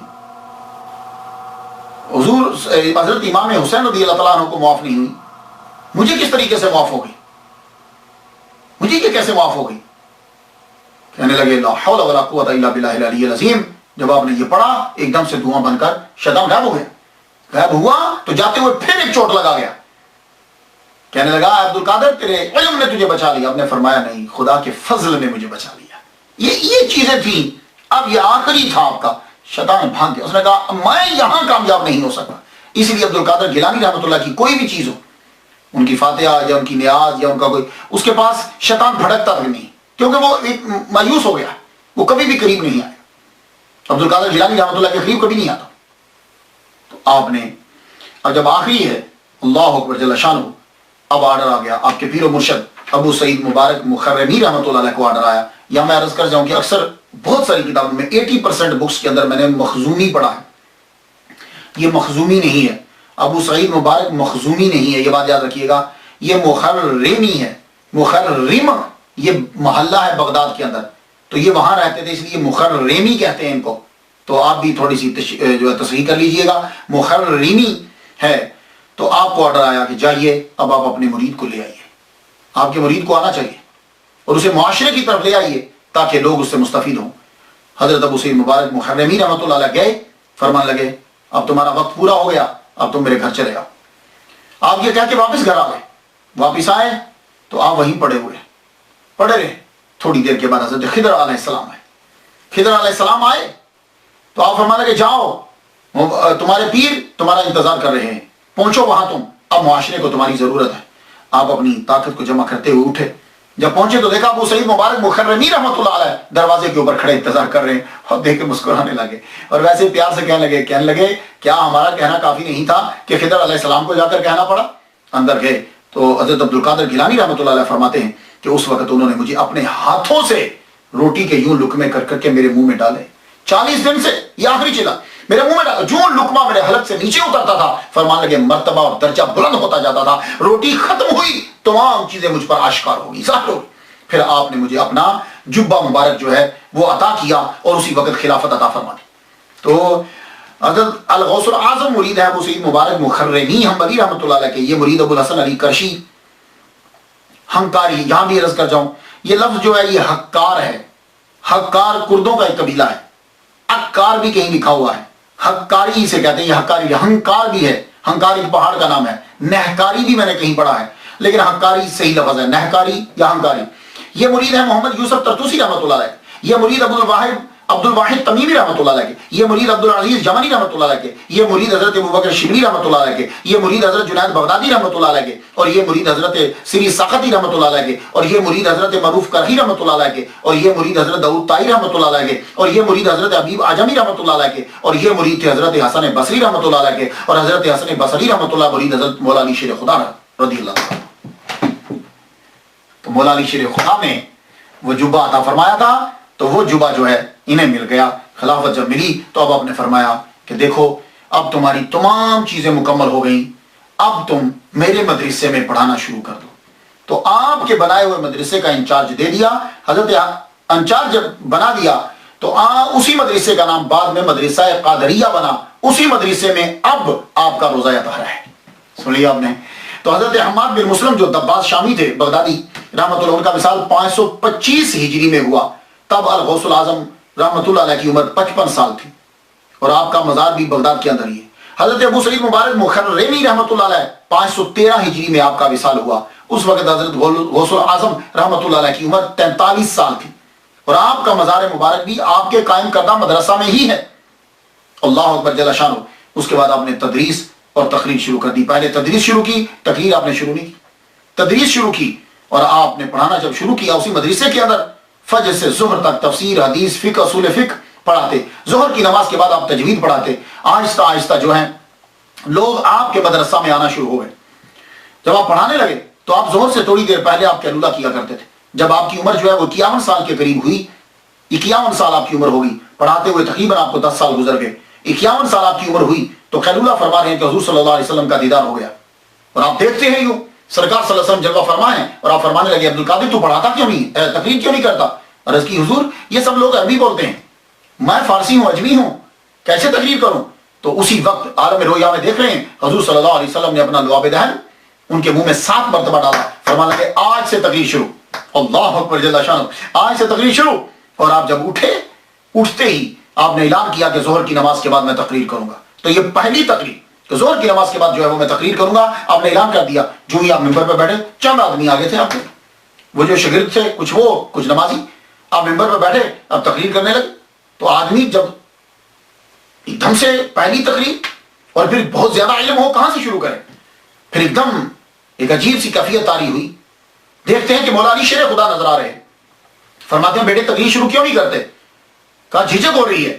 آپ نے 6 مرتبہ اپنا لعاب دہن ان کے منہ مبارک میں ڈالا. اب جو تقریر شروع کی، جس کے منہ مبارک میں نبی کا لعاب دہن ہو، مولا علی کا ہو، اللہ اکبر. ایک علم کا شہر ہے، دوسرا علم کا دروازہ ہے. اب غوث اعظم کے منہ سے کیوں نہیں نکلے گا سمندر؟ اللہ اکبر جل شانہ. تو 3 دن آپ تقریر فرماتے تھے، جمعہ کے دن، اتوار کے دن، منگل یا سوموار، ان دونوں کو بدل لیتے تھے. 3 دن آپ تقریر فرمایا کرتے تھے. آہستہ آہستہ مجمع بڑھنے لگ گیا، مسجد کم پڑ گئی، مدرسہ کم پڑ گیا، خانقاہ کم پڑ گئی. اس کے بعد باہر جو ہے وہ مجمع لگنے لگا. 70,000 تک آپ کا مجمع جو ہے وہ بڑھا. اللہ اکبر جل شانہ. 70,000 آدمی آپ کی تقریر سننے کے لیے آتے. 400 قلم دوات صرف پڑے ہوتے تھے جو آپ کی تقریر لکھتے تھے. پڑھنے کا طریقہ جو ہے وہ اس طرح ہوتا کہ ایک سب سے پہلے سید مسعود رحمۃ اللہ علیہ تلاوت فرماتا. تلاوت کرنے کے بعد اس کے اوپر آپ برجستہ تقریر شروع فرماتے اور آپ کی تقریر اللہ اکبر جل شانہ. علماء بیچ میں بیٹھے ہوتے. علامہ ابن جوزی جیسا پرنسپل اور محدث آپ کی تقریر سنتے. بڑے بڑے فقراء کی تو بات ہی چھوڑ دیجیے، رجال الغیب آپ کے جلسے کے اندر ہوتے.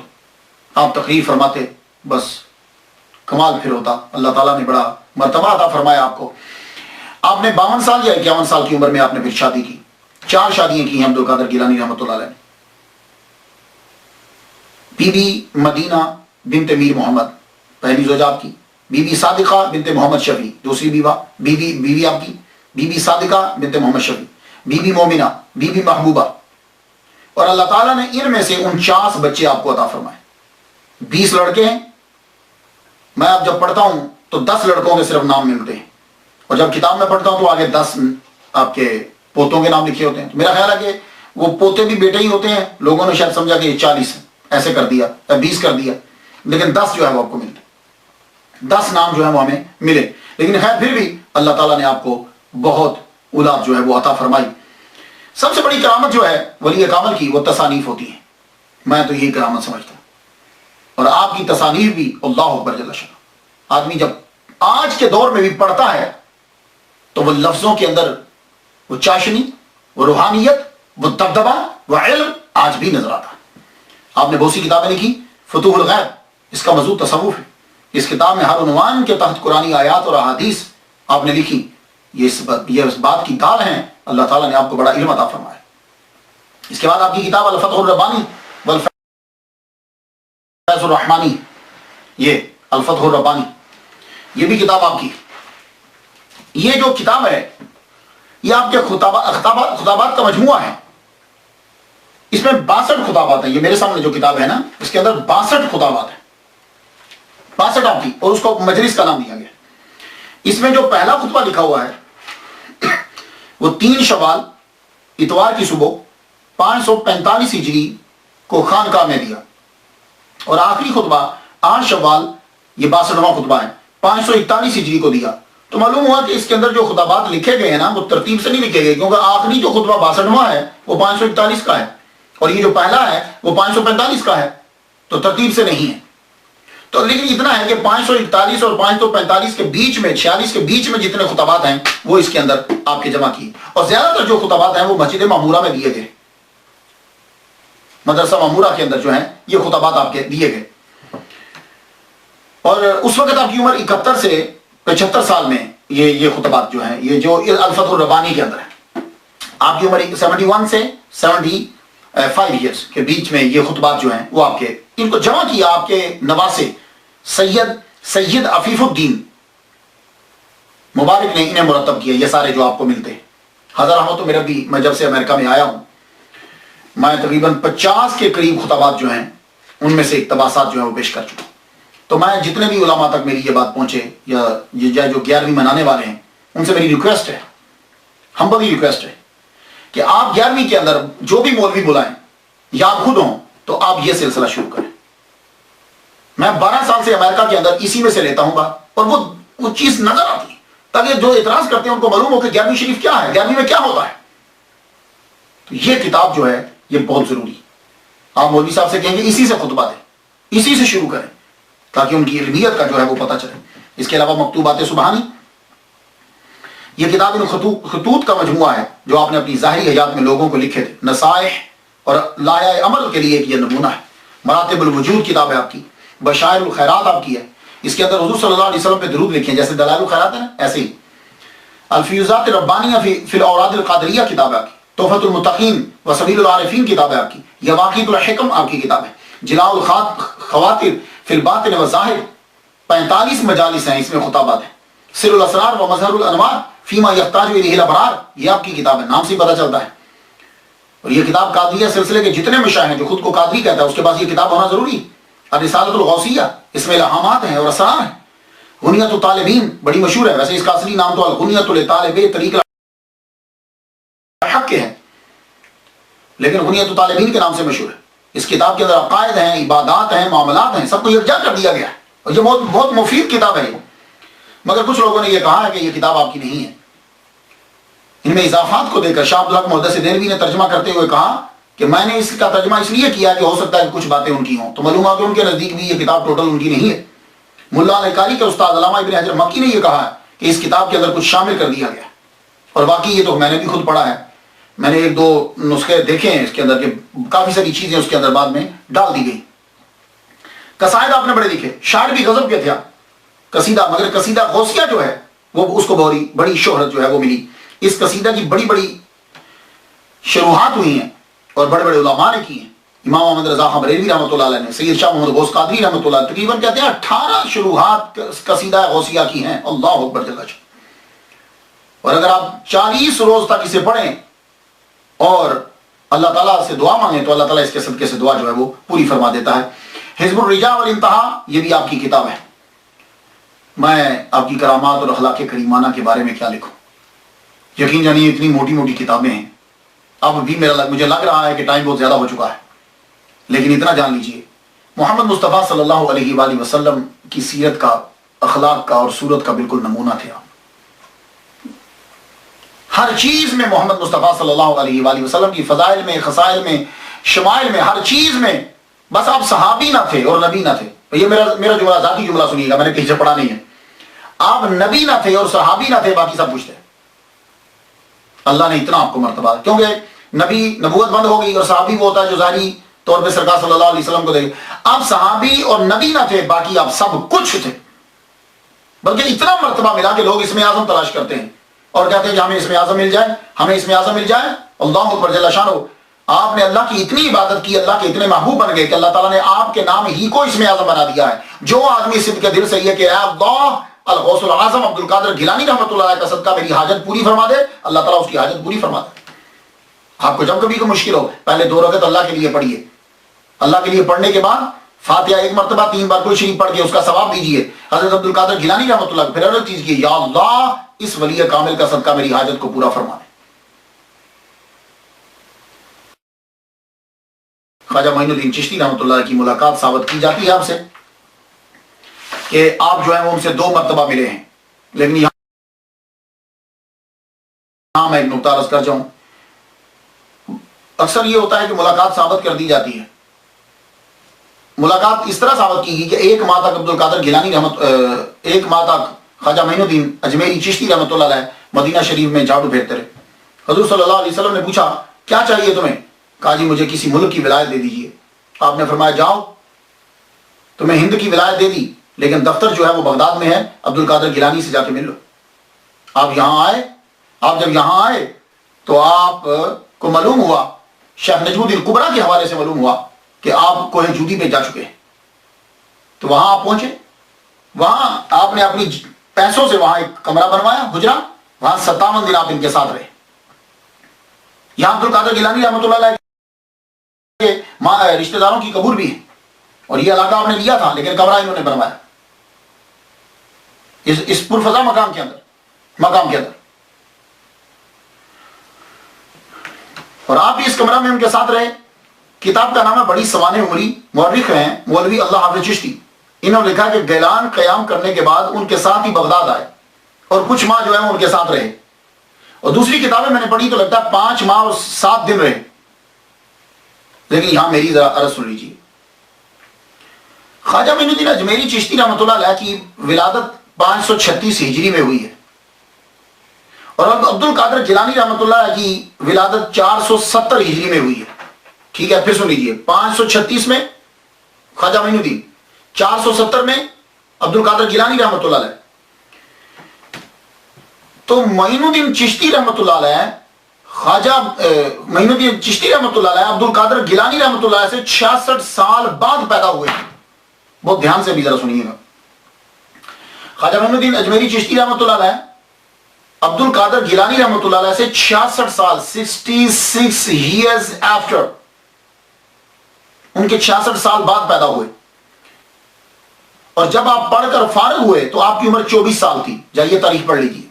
خواجہ معین الدین اجمیری چشتی کی عمر 24 سال تھی اور اس وقت غوث الاعظم کی عمر 90 سال تھی. 91 سال میں عبد القادر گیلانی رحمۃ اللہ علیہ کا وصال ہو گیا ہے. ٹھیک ہے. کم از کم 8 سال معین الدین چشتی رحمۃ اللہ علیہ نے خواجہ عثمان ہرونی رحمۃ اللہ علیہ کی خدمت کی ہے. کم از کم کی میں بات بتا رہا ہوں. ویسے تو لوگوں نے زیادہ بھی لکھا ہے. 8 سال. پھر خلافت لی. خلافت کے بعد آپ کی ملاقات عبد القادر گیلانی رحمۃ اللہ علیہ سے ثابت ہے. تو معلوم ہے کہ جب آپ نے خلافت لی ہے عبد القادر خواجہ معین الدین چشتی رحمۃ اللہ علیہ نے جب خلافت لی ہے تو اس وقت عبد القادر گیلانی رحمۃ اللہ کو دنیا سے گئے ہوئے 7 سال ہو چکے ہیں. 7 سال اس وقت آپ کو ہو چکے تھے. تو مجھے صرف اتنا لگتا ہے کہ جب آپ بغداد پڑھنے کے لیے تشریف لائے ہیں, بغداد کبھی آئے ہیں آپ, تب آپ کی عمر عبد القادر گیلانی رحمۃ اللہ کی عمر 90 سال تھی. آخری ایام تھے چلوں میں اور زیادہ تر سیکلوژن, آپ گوشہ نشینی میں رہتے تھے. تو یہ ہو سکتا ہے کہ آپ نے ان سے ملاقات کی ہو, اور وہ بھی ابتدا میں آپ نے ان سے ملاقات کی ہو. کیوں؟ اس لیے عبد القادر گیلانی رحمۃ اللہ علیہ رشتے میں خواجہ معین الدین اجمیری چشتی کے ماموں لگتے ہیں. تو ہو سکتا ہے کہ 90 سال سے قبل نہیں, 90 سال میں آپ کی ملاقات ہوئی اور اس کے بعد 91 میں آپ دنیا سے جو ہے وہ رخصت ہو گئے. یہ تو میں ویسے تاریخی حوالوں سے بات کر رہا تھا, ورنہ خواجہ معین الدین اجمیری چشتی رحمہ اللہ اور ان کو آپس میں ملنے کے لیے یہ ضرورت ہی نہیں ہے دنیا کی. آج بھی آپ میں سے جو ولی کامل ہیں بڑے, وہ جانتے ہیں کہ بغداد میں آج بھی میٹنگ ہوتی ہے. جو 2 مجلسیں ہوتی ہیں, ایک مدینہ میں اور ایک بغداد کے اندر, آج بھی لوگ وہاں موجود ہوتے ہیں. اللہ اکبر جل شانہ. قادریہ سلسلہ جو ہے, جس طرح فقہ میں تمام مذاہب امام اعظم کی طرف رجوع کرتے ہیں, اسی طرح تصوف میں کسی نہ کسی طرح تمام سلاسل جو ہیں وہ حضرت غوث اعظم کی طرف, الغوث الاعظم کی طرف رجوع کرتے ہیں. دنیا میں بہت سے سلاسل ہیں, 16 کا تو ذکر ملتا ہے, 4 کو اللہ تعالیٰ نے بڑی پذیرائی دی. شیخ عبد القادر گیلانی سلسلہ قادریہ, شیخ شہاب الدین سہروردی سلسلہ سہروردیہ, شیخ معین الدین چشتی سلسلہ چشتیہ, شیخ بہادر نقشبند سلسلہ نقشبندیہ. شاذلی سلسلہ بھی مشہور ہے مگر یہ عرب سائڈ پر ہے. تو ہندوستان میں قادریہ اور چشتیہ زیادہ مشہور ہے. ہندوستان بنگال میں حضرت شاہ نعمت اللہ قادری فیروز آبادی قادریہ سلسلے کو لے کر آئے. ہندوستان دکن میں حضرت شاہ نعمت اللہ قادری دکنی سلسلہ قادریہ کو لے کر آئے 1400 میں, یعنی 613 سال قبل. غوث پاک کے مدرسہ میں پڑھنے والے لوگوں نے پوری دنیا میں اسلام پھیلایا. وہاں سے لوگ نکلتے تھے, حتیٰ کہ چائنا میں, آج آپ چائنا میں بھی چلے جائیں تو وہاں بھی 6ٹھی جنریشن قادریہ سلسلہ کی 6ٹھی نسل پروان چڑھ رہے ہیں. مزار بھی ہیں اور قادریہ سلسلے کو ماننے والے بھی ہیں. آپ نے 91 سال اس دار فانی میں گزارے. اس کے بعد 8 کو 9 کو 10 کو 11 یا 14 یا 17 ربیع ثانی کو بروز اتوار دن کے وقت آپ دنیا سے رخصت ہو گئے. رخصت ہوئے تو آپ کے بیٹے نے آپ کا جنازہ پڑھا ہے. علامہ ابن جوزی کے نواسے علامہ شمس الدین ابو المظفر یوسف نے اپنی تاریخ میں لکھا ہے کہ آپ نے 561 ہجری میں وصال فرمایا. اتنا, جن کے مجمع میں تقریر سننے کے لیے 70,000 آدمی ہے, جب آپ دنیا سے گئے ہوں گے تو کتنے بندے ہوں گے؟ دروازہ بند کر دیا, اندر ہی چند بندوں نے مل کر جنازہ پڑھایا گیا اور دفنا دیا گیا. صبح کے وقت دروازے کو جو ہے وہ کھول دیا. اب لوگ جو ہے وہ جوک در جوک جو ہے وہ آنے لگے. اللہ اکبر جل شانہ. آپ کا اور آپ کی اکثر اولاد کی قبریں آپ کے قرب و جوار ہی میں. آپ کا روزہ مدرسہ قادریہ میں سونے کی چاندی کی جالی آپ کے ارد گرد لگی ہے. مجھے سعادت جو ہے وہ یہ حاصل ہوئی کہ ان کے روزہ اطہر کی یہ چادر کبھی جب یاد آتی ہے ان کی تو اس چادر کو چوم لیتا ہوں اور اسے ہی رکھتا ہوں. اللہ تعالیٰ کرم فرما دیتا ہے. آپ کے لیے بھی دعا کرتا ہوں کہ اللہ تعالیٰ, کیونکہ جو بزرگوں کے در پہ لگ جاتی ہے چیز, یہ ان کے قبر کے اوپر بالکل یہ چادر تھی. اس کے علاوہ جب وہ پرانا تصحیح کی گئی اور جالی لگائی گئی تو کچھ کیلیں اور وہ مٹی بھی جو ہے وہاں کی وہ بھی میں نے میرے ادھر تبرکات جہاں پڑے میں نے اس جگہ پہ اس کو جا کے رکھا، میرے پاس آج بھی ہیں۔ اللہ تعالیٰ ان چیزوں کے صدقے سے سب پہ جو ہے وہ کرم فرمائے۔ تو آپ لوگ، میں تو فاتحہ ان کے لیے پڑھ چکا، بلکہ جب سے لکھتا رہتا ہوں پڑھتا رہتا ہوں، آپ پر بھی ہے کہ آپ بھی فاتحہ پڑھیے، اور خاص طور پر ان کی کتب جو ہیں، باقی ان کی کرامات وہ آپ پڑھتے رہیے۔ بہت سی کتابیں لکھی ہیں، کرامت سے آدمی کی عقیدت جو ہے وہ بڑھتی ہے۔ مجھے جو ہو سکا میں نے آپ تک پہنچا دیا۔ اجازت دیجیے، وآخر دعوانا الحمدللہ رب العالمین۔